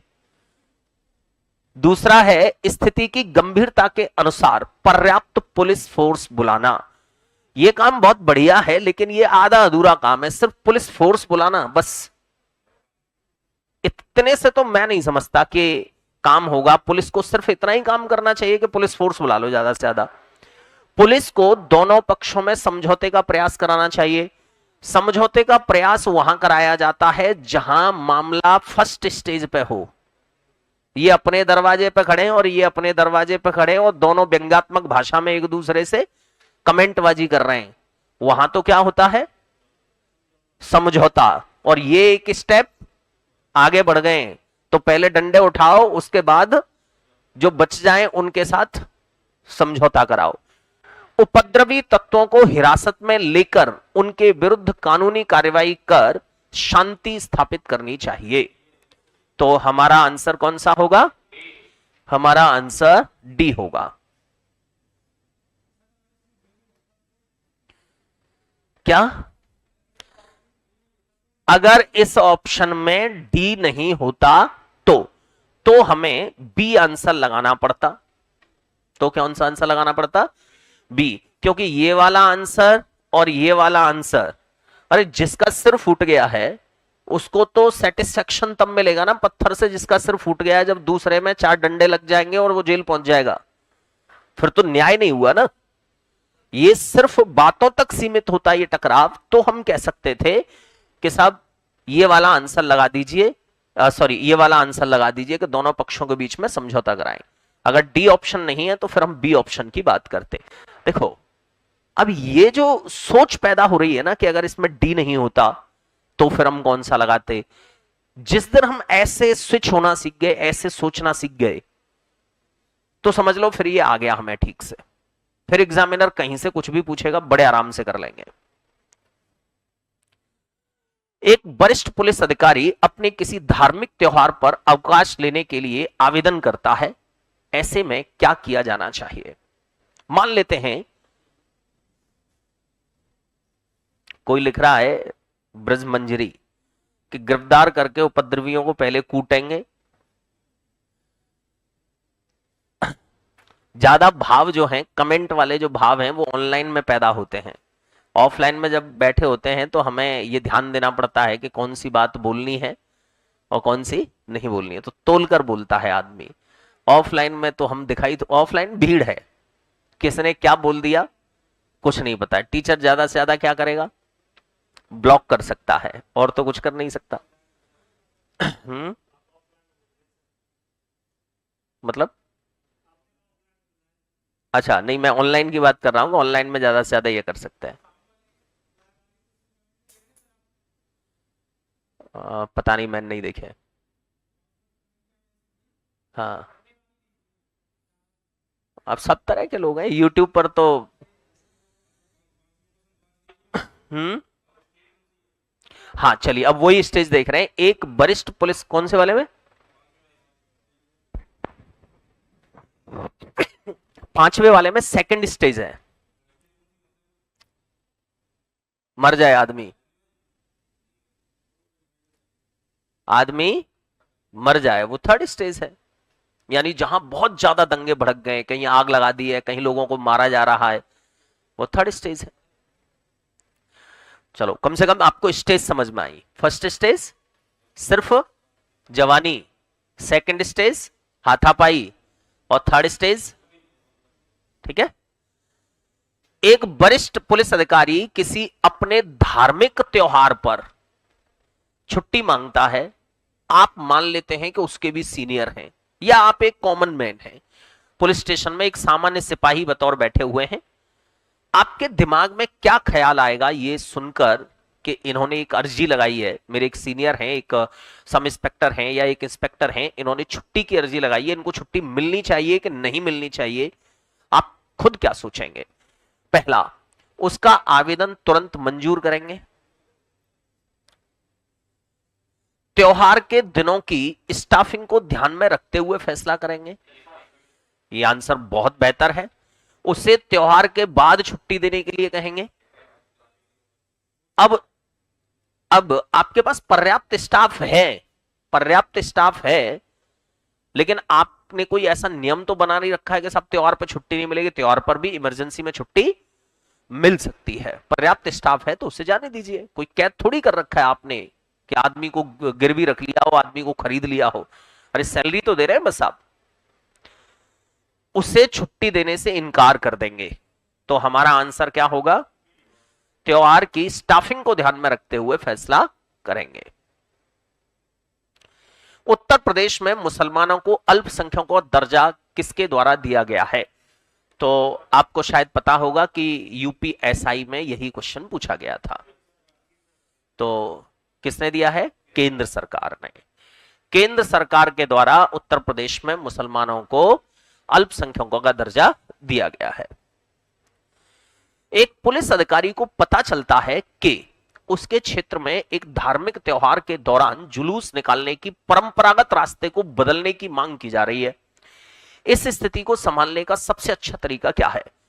यानी एक पुलिस अधिकारी को पता चलता है कि एक जुलूस निकलता है किसी धार्मिक त्योहार पे और परंपरागत तरीके से उसी रास्ते से हमेशा से निकलता चला आ रहा है।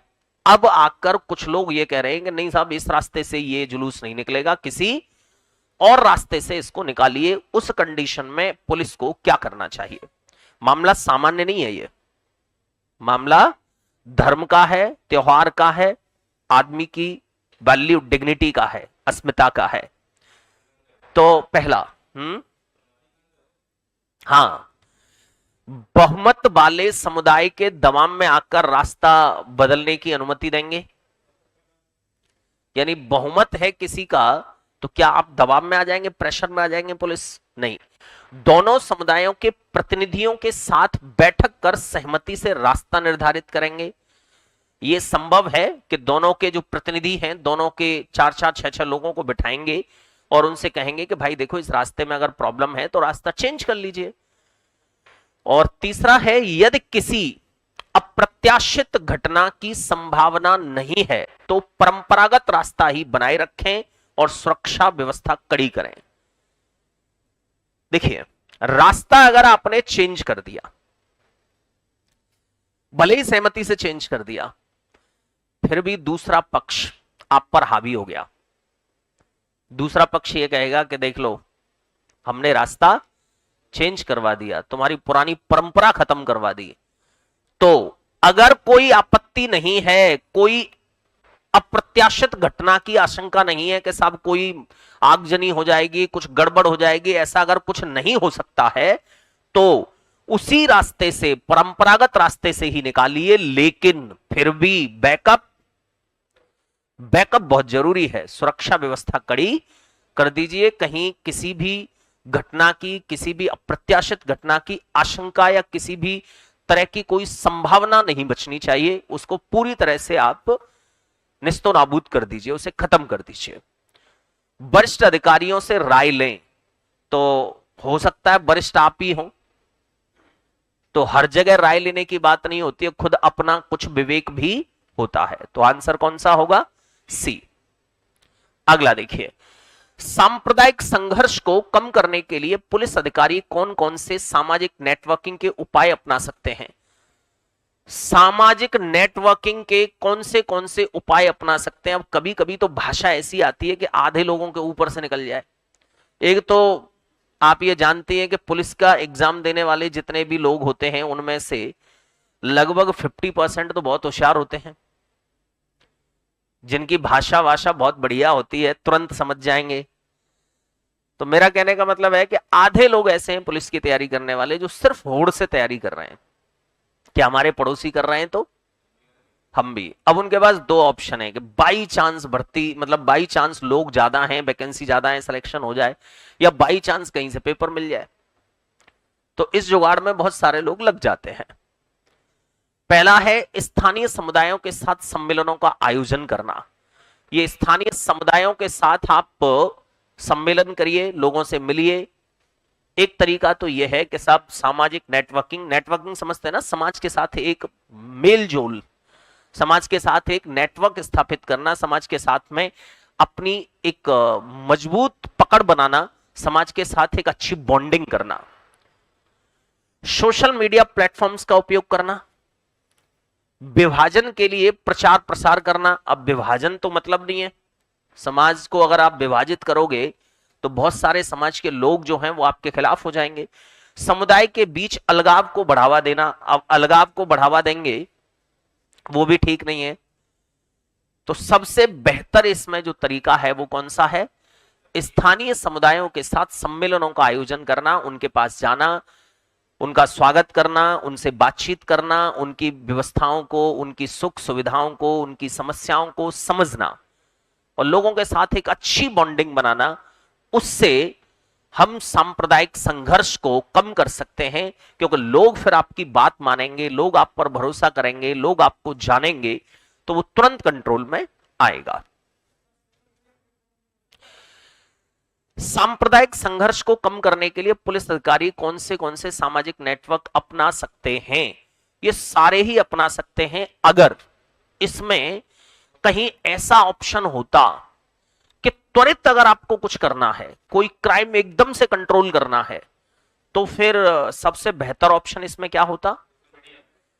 यानी समाज में कुछ अफरा तफरी हो गई है, समाज में कुछ प्रॉब्लम है, आप उसको कैसे कंट्रोल कर सकते हैं, जल्दी से जल्दी कैसे कर सकते हैं। यानी कोई भी इंफॉर्मेशन कि भाई आप लोगों को भड़काया जा रहा है, ऐसा कुछ भी नहीं है, ये गलत इंफॉर्मेशन दी गई है आपको, ये समाज को डिवाइड करने की बात हो रही है, कुछ और ही लोग हैं जो आप लोगों के बीच में संघर्ष पैदा करवा रहे हैं, तो उसके लिए सबसे त्वरित अगर कुछ करना हो तो कौन सा माध्यम है? Social media. लेकिन अगर प्रभावी काम करना है और लंबे समय तक करना है तो उसके लिए कौन सा तरीका है? उसके लिए सामुदायिक सम्मेलनों में जाना, भाग लेना, लोगों के साथ मेलजोल बनाना, वो एक अच्छा ऑप्शन है। लेकिन यहीं पर कोई मामला संघर्ष जो है बढ़ रहा होता, सामाजिक संघर्ष को, अब यहां संघर्ष को कम करने के लिए, देखिए संघर्ष को कम करने की ही बात की जा रही है कि कहीं संघर्ष चल रहा है, उसको आप कम करना चाहते हैं, तो क्या पुलिस स्टेशन में बैठे बैठे आप सोशल मीडिया पोस्ट करें? पहली बात तो जो है ये है कि जिनमें संघर्ष चल रहा है वो कितने सोशल मीडिया पे एक्टिव होंगे, या मान लो एक्टिव भी हों तो क्या वो आपकी इस तरह से बात मानेंगे? बहुत अति आवश्यक है, बहुत ऐसा लग रहा है कि साहब मैं जाकर किसी के कान में कितने लोगों से बात कर सकता हूं, सोशल मीडिया के माध्यम से ज्यादा लोगों तक बात पहुंच सकती है, तब तो सोशल मीडिया आगे है। और अगर ऐसा त्वरित अगर कुछ नहीं है तो सबसे बेहतर तरीका क्या है? सामाजिक सम्मेलनों का आयोजन करना। सोशल मीडिया बहुत अच्छा ऑप्शन है, ऐसा नहीं कह सकते कि हम सोशल मीडिया खराब ऑप्शन है, सोशल मीडिया बहुत प्रभावी ऑप्शन है, लेकिन वही बात है ऑनलाइन और ऑफलाइन। ऑफलाइन जो प्रभाव पड़ेगा वो ऑनलाइन नहीं पड़ सकता। सांप्रदायिक सद्भाव मजबूत बनाने के लिए क्या करना चाहिए? सांप्रदायिक सद्भाव को क्या करने के लिए? मजबूत करने के लिए, स्ट्रांग करने के लिए क्या करना चाहिए? पहले राष्ट्रीय इतिहास का निर्माण करना चाहिए। यस, राष्ट्रीय इतिहास में जो गड़बड़े हैं, जिनकी वजह से समाज बंटता है, जिसकी वजह से समाज में दरार पैदा होती है, उस इतिहास को खत्म कर देना चाहिए और एक ऐसा इतिहास गढ़ना चाहिए, भले ही वो मनगढ़ंत हो, या इतिहास में से कुछ ऐसी चुनिंदा चीजों को निकालना चाहिए, क्योंकि इतिहास में जाने अच्छे लोग भी बहुत रहे हैं, उन चीजों को निकालना चाहिए जिससे ये मैसेज जाए समाज में कि सब मिलजुल कर रहेंगे तो देश ज्यादा आगे जाएगा, आप लोगों की ग्रोथ ज्यादा होगी। सांप्रदायिक साहित्य पर प्रतिबंध लगाना चाहिए। यस, ये काम भी कर सकते हैं। यानी जो सांप्रदायिक साहित्य होता है जिसमें अपने ही संप्रदाय को सबसे बेस्ट बताया जाता है और दूसरे संप्रदाय के साथ में घृणा की भावना पैदा की जाती है, उस पर रोक लगा सकते हैं। सांप्रदायिक शिक्षण संस्थाओं पर भी रोक लगाई जा सकती है। इसलिए हमारा आंसर कौन सा होगा? डी होगा, यानी उपयुक्त सभी काम किए जा सकते हैं। समुदायों के बीच समरसता, समरसता समझते ना? रस तो समझते हैं ना? रस, रस मतलब अरे प्रेम। रस का लाक्षणिक अर्थ क्या है?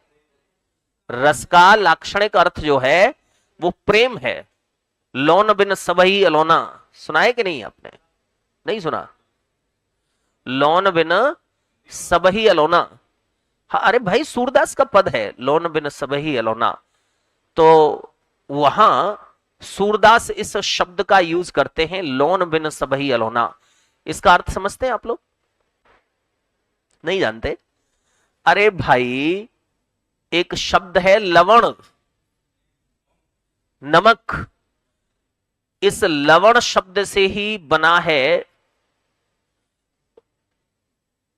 एक शब्द ये और एक शब्द ये।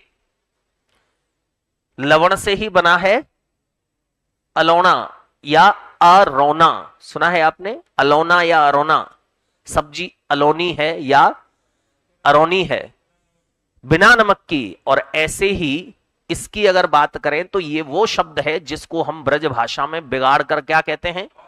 नॉन कहते हैं। ये मूल शब्द क्या है? ये लौन शब्द है, जो किससे बना है? लवण शब्द से। तो अगर नमक ना हो सब्जी में तो क्या नहीं आता? रस नहीं आता, टेस्ट नहीं आता, और वो नमक को डलते ही उसमें टेस्ट आने लगता है, वो रस पैदा हो जाता है, उस सब्जी के साथ वो प्रेम पैदा हो जाता है।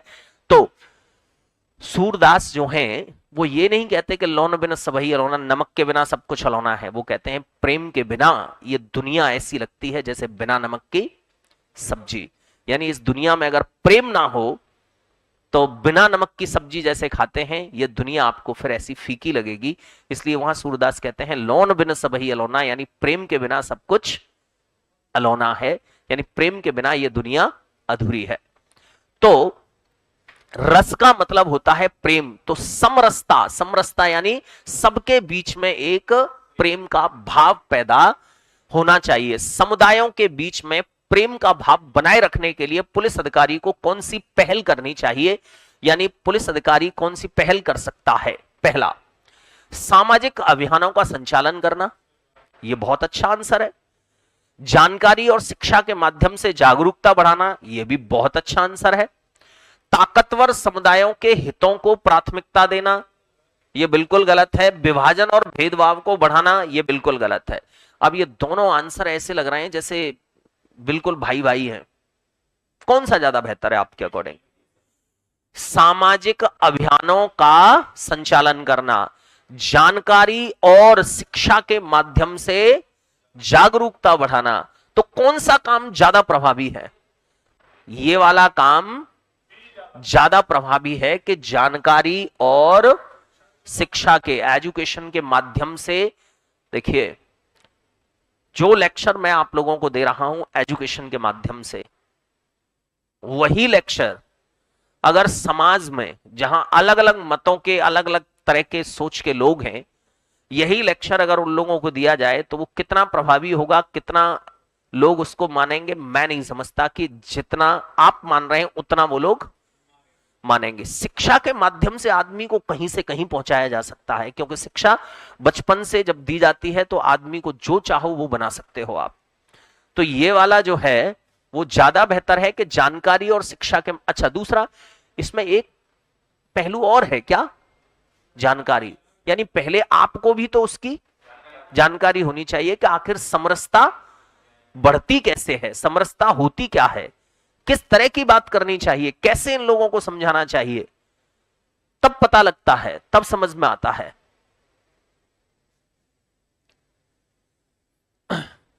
सांप्रदायिक दंगों से निपटने के लिए पुलिस को क्या नहीं करना चाहिए?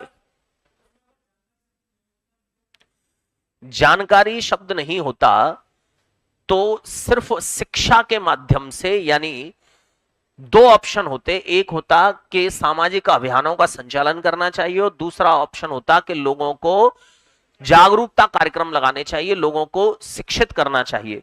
फिर भी मैं कहता कि शिक्षित ज्यादा बेहतर होता कंपैरेटिवली अभियानों के। हालांकि अभियानों के माध्यम से भी सरकार इतने सारे अभियान चलाती है, इतने सारे नुक्कड़ नाटक करवाती है, उनके माध्यम से जगह जगह। वो हमारे बचपन में हमने एक ऐड देखा था, कैसा ऐड था वो? जनसंख्या नियंत्रण का एक ऐड आता था, तो वो बड़ा अच्छा ऐड था।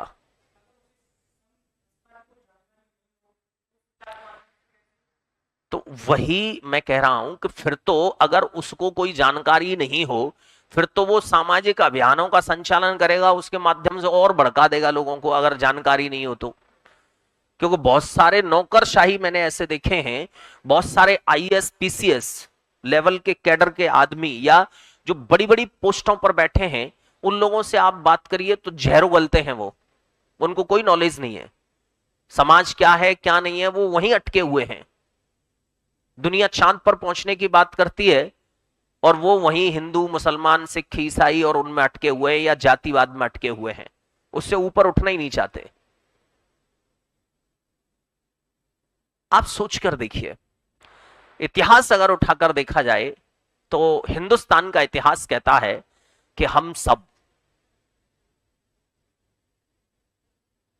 दो लोगों का नाम लिया जाता है, मनु और शत्रुपा। नाम सुना है ना? हम सबके सब मनु और शत्रुपा की संतान हैं।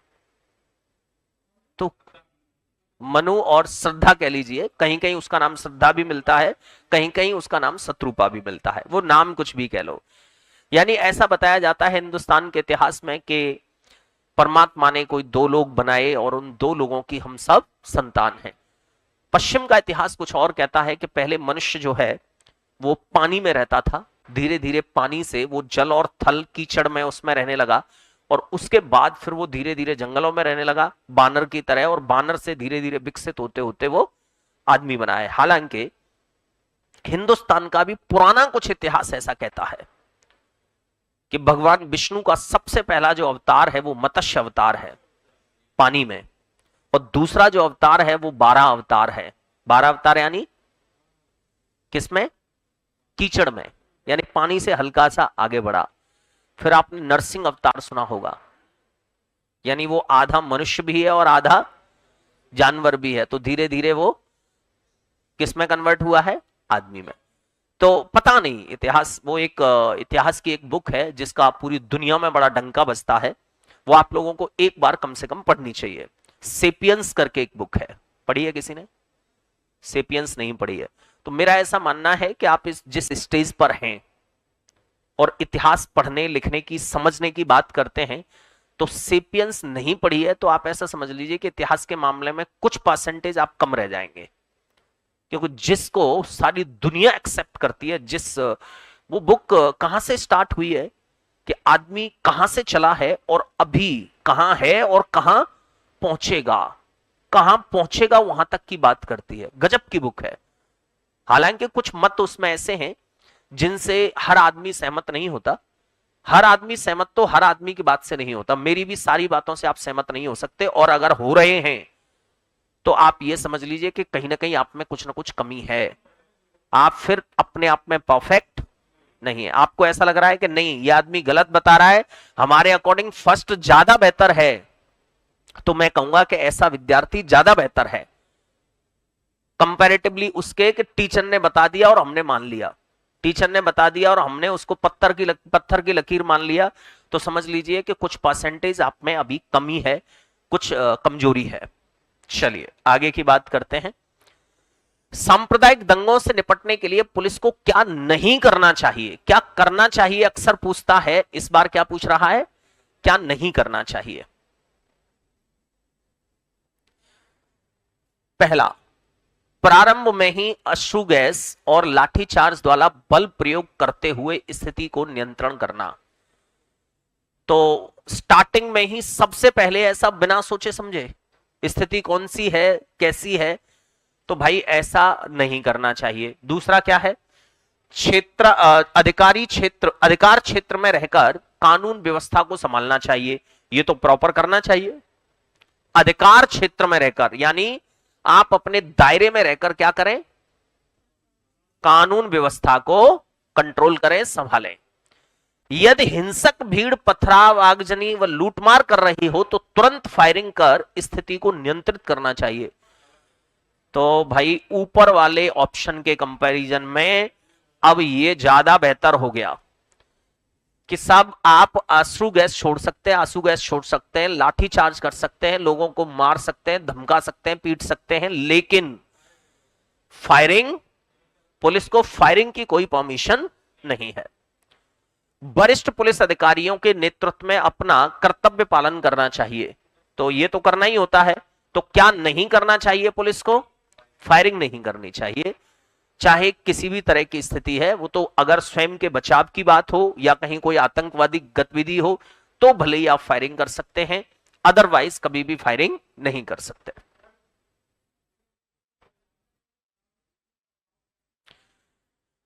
पथराव अगर हो रहा है तो आप अश्रु गैस छोड़ सकते हैं, लाठी चार्ज कर सकते हैं। वो पूछ रहा है क्या नहीं कर सकते। ये पथराव वथराव लाठीचार्ज ये सब तो कर सकती है पुलिस, लेकिन कभी भी फायरिंग नहीं कर सकती। किस प्रकार के पुलिस अधिकारी को किसी त्योहार के दौरान अपने क्षेत्र को सांप्रदायिक तनाव से मुक्त करना चाहिए। किस प्रकार से पुलिस अधिकारी को किसी त्योहार के दौरान सांप्रदायिक तनाव से मुक्त करना चाहिए। त्योहार के दौरान कोई सांप्रदायिक तनाव नहीं हो जाए। जैसे आपने देखा होगा होली, दिवाली, ईद और इन पर पुलिस थोड़ी अलर्ट हो जाती है, गश्त थोड़ा बढ़ा दिया जाता है और बिल्कुल एकदम देखने पर भी लगता है कि एकदम अलर्ट मोड में खड़े हैं। तो पहला, तुरंत बल का प्रयोग करके भीड़ को विघटित करना। तो इस तरह का काम पुलिस चाहे तो कर सकती है अगर उसको अपने क्षेत्र में शांति चाहिए कि जहां भी भीड़ है उसको तुरंत अलग करिए। लेकिन अब त्योहार है तो त्योहार पर भीड़ होती है, लोग एक दूसरे से मिलते हैं, कि त्योहार का मतलब मिलन का त्योहार होता है। निष्पक्षता के साथ दोनों पक्षों को सुनना और न्याय संगत समाधान की कोशिश करना। यस, पुलिस को यह करना चाहिए, बहुत बढ़िया तरीका है। राजनीतिक राजनीतिक रूप से प्रभावशाली समुदाय का साथ देना बिल्कुल गलत होगा। हस्तक्षेप करने से बचना और स्थिति को स्वतः ही हल होने देना, तो स्वतः ही हल होके तो कहां पहुंचेगी पता नहीं। अब इन दोनों आंसर्स को देखा जाए तो दोनों में पहले में कह रहा है कि तुरंत बल का प्रयोग करके भीड़ को विघटित कर देना। अब वो भीड़ जो है एक ही समुदाय के लोगों की है और वो लोग आपस में मिलजुल रहे हैं, त्योहार मना रहे हैं। अब जैसे मान लेते हैं कि लोग ईद मना रहे हैं, तो ईद मना रहे हैं तो डेफिनेटली जो है वो ईदगाह जाएंगे। कहां जाएंगे? ईदगाह। ईदगाह शब्द सुना है ना, हर शहर में ईदगाह होता है, आगरा में भी ईदगाह। ईदगाह का मतलब क्या होता है? गाह। गाह जानते हैं? गाह। अरे गाह नहीं सुना क्या? चारागाह, चारे का मैदान। गाह का मतलब होता है मैदान, ईदगाह का मतलब ईद मनाने का मैदान, यानी वो मैदान जहां ईद मनाई जाती है। मुंशी प्रेमचंद्र की कहानी है ईदगाह। तो लोग समझते होंगे कुछ मेला, मेला नहीं होता, जहां लोग मिलते हैं। मेले का मतलब ही लोगों के मिलन से है। अब लोग मिलते हैं तो एक दूसरे को पान मसाला खिलाते हैं। अब एक दूसरे को जब पान खिलाएंगे, जलेबियां खिलाएंगे, तो फिर दुकानदार अपने आप वहां आ जाते हैं, तो मेला वो अपने आप में बन जाता है। तो लोग इस तरह से इकट्ठे हो सकते हैं, तो कहीं भी किसी भी तरह की भीड़ पर आप बल का प्रयोग नहीं कर सकते। इसलिए सबसे बेहतर आंसर कौन सा है? बी आंसर सबसे बेहतर है कि निष्पक्षता के साथ दोनों पक्षों को सुनना और न्याय संगत समाधान की कोशिश करना। अगला क्या है? एक क्षेत्र में अफवाह फैल रही है कि किसी विशेष समुदाय के लोग कोविड-19 फैला रहे हैं। सबसे मेन बात इसमें क्या है? पुष्टि नहीं हुई है, कंफर्म नहीं है। अफवाह फैल रही है कि किसी विशेष समुदाय के लोग, कि सब इस जाति के या इस धर्म के लोग जो हैं जगह जगह जाके कोविड-19 फैला रहे हैं। ऐसी स्थिति में एक जिम्मेदार पुलिसकर्मी क्या करेगा? पहला, अफवाह फैलाने वालों के खिलाफ कार्रवाई कर अन्य लोगों को जागरूक करेगा। बहुत अच्छा ऑप्शन है कि जो अफवाह फैला रहे हैं उनके खिलाफ कार्रवाई करे और बाकी लोगों को जागरूक करे कि भाई डरो मत, ऐसा कुछ भी नहीं है, ये सिर्फ अफवाह फैलाई जा रही है। उस समुदाय के लोगों को एक अलग इलाके में रहने के लिए मजबूर करना, गलत। लोगों को जागरूक करने के लिए स्वास्थ्य विभाग के साथ मिलकर अभियान चलाना, यह भी किया जा सकता है, लेकिन आधा अधूरा काम है। अफवाह फैलाने वालों के खिलाफ भी तो कुछ करना चाहिए। इस ऑप्शन को अगर हम लगा रहे हैं तो सिर्फ जागरूकता अभियान तो चला रहे हैं, लेकिन जिन्होंने अफवाह फैलाई, जिन्होंने क्राइम किया, उनके खिलाफ हमने कुछ भी कार्रवाई नहीं की। इस मामले को नजरअंदाज कर देना, तो नजरअंदाज करेंगे तो मामला और बढ़ जाएगा। इसलिए हमारा आंसर क्या होगा? ए आंसर बेहतर आंसर होगा। चलिए, निम्नलिखित में से भारत में सांप्रदायिकता का कौन सा कारण है? तो कौन सा कारण सांप्रदायिकता का है? सामाजिक सांस्कृतिक भिन्नता है, यानी सामाजिक रूप से और सांस्कृतिक रूप से जो अंतर है हमारे यहां, कि हमारे यहां ऐसा होता है, आपके यहां ऐसा होता है, यह भी सांप्रदायिकता को बढ़ाता है। राजनीतिक स्वार्थ, वो राजनीतिक स्वार्थ से भी ऐसा होता है। वो अभी एक शादी ऐसी हुई, पूरब साइड से एक बारात आई आगरा में, कानपुर साइड से। तो सब जो बारात आई, तो बस से या गाड़ियों से जो बारात आई, तो उसका खर्चा भी हुआ होगा बस का। तो उधर ऐसा कोई चलन है कि सब बस का जो है किराया वो आधा आधा, आधा लड़की वाला देगा और आधा लड़के वाला। आगरा में ऐसा कोई चलन नहीं है। अब इससे सिर्फ उन लोगों के खिलाफ घृणा पैदा नहीं हुई, उस सिस्टम के प्रति घृणा पैदा हुई, उस संस्कृति के प्रति घृणा पैदा हुई कि ये कौन सा सिस्टम है, ये तो नहीं होना चाहिए। अच्छा, दूसरा क्या है?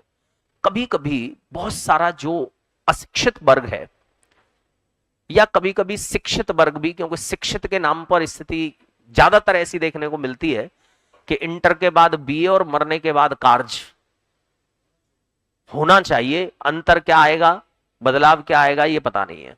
तो ज्यादातर लोग इंटर के बाद बीए इसीलिए करते हैं जैसे मरने के बाद कार्य करते हैं। तो बहुत सारा वर्ग जो है बिना सोचे समझे कुछ भी धारणा बना लेता है, कुछ भी नई बात बना लेता है, कुछ भी करता है। अरे उस पर लॉजिकली सोचना चाहिए कि कोई भी काम आज की डेट में, पहले कभी होता होगा, आज की डेट में कितना उचित है, उसके पीछे कोई तर्क हो सकता है क्या, उसके पीछे कोई लॉजिक हो सकता है क्या, वो आपको देखना चाहिए। दूसरा है राजनीतिक स्वार्थ और तीसरा है सामाजिक स्वार्थ। ये सब है, इसलिए हमारा आंसर कौन सा होगा? डी, उपर्युक्त सभी। अगला देखिए, थाने में एक हिंदू व्यक्ति ने दूसरे व्यक्ति पर धर्मांतरण का आरोप लगाया। यानी एक हिंदू व्यक्ति ने किसी दूसरे व्यक्ति पर किसका आरोप लगाया? धर्मांतरण का, कि साहब ये लोगों का धर्मांतरण करवाता है, ये धर्म परिवर्तन करवाता है। इस मामले की जांच करते समय एक पुलिसकर्मी क्या करेगा? पहला, बिना किसी सबूत के दूसरे व्यक्ति को गिरफ्तार करेगा, क्योंकि पुष्टि नहीं हुई है उसकी, कुछ भी सिर्फ आरोप है। दोनों पक्षों के बयान दर्ज करेगा, साक्ष्य के आधार पर निष्पक्ष कार्यवाही करेगा। यह ज्यादा अच्छा है।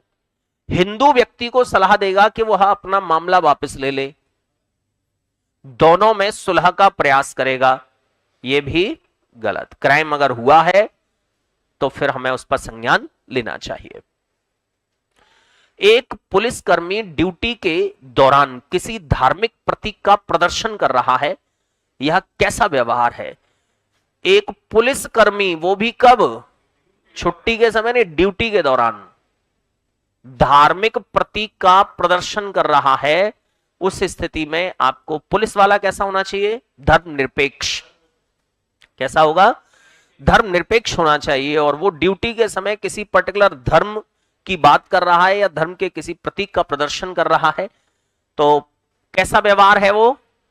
स्वीकार्य? नो। कैसा व्यवहार है? अस्वीकार्य व्यवहार है। ये स्वीकार नहीं किया जाएगा, ये एक्सेप्ट नहीं किया जाएगा, माफ नहीं किया जाएगा वो आदमी। इससे धर्मनिरपेक्षता का उल्लंघन होता है। कोई बात नहीं,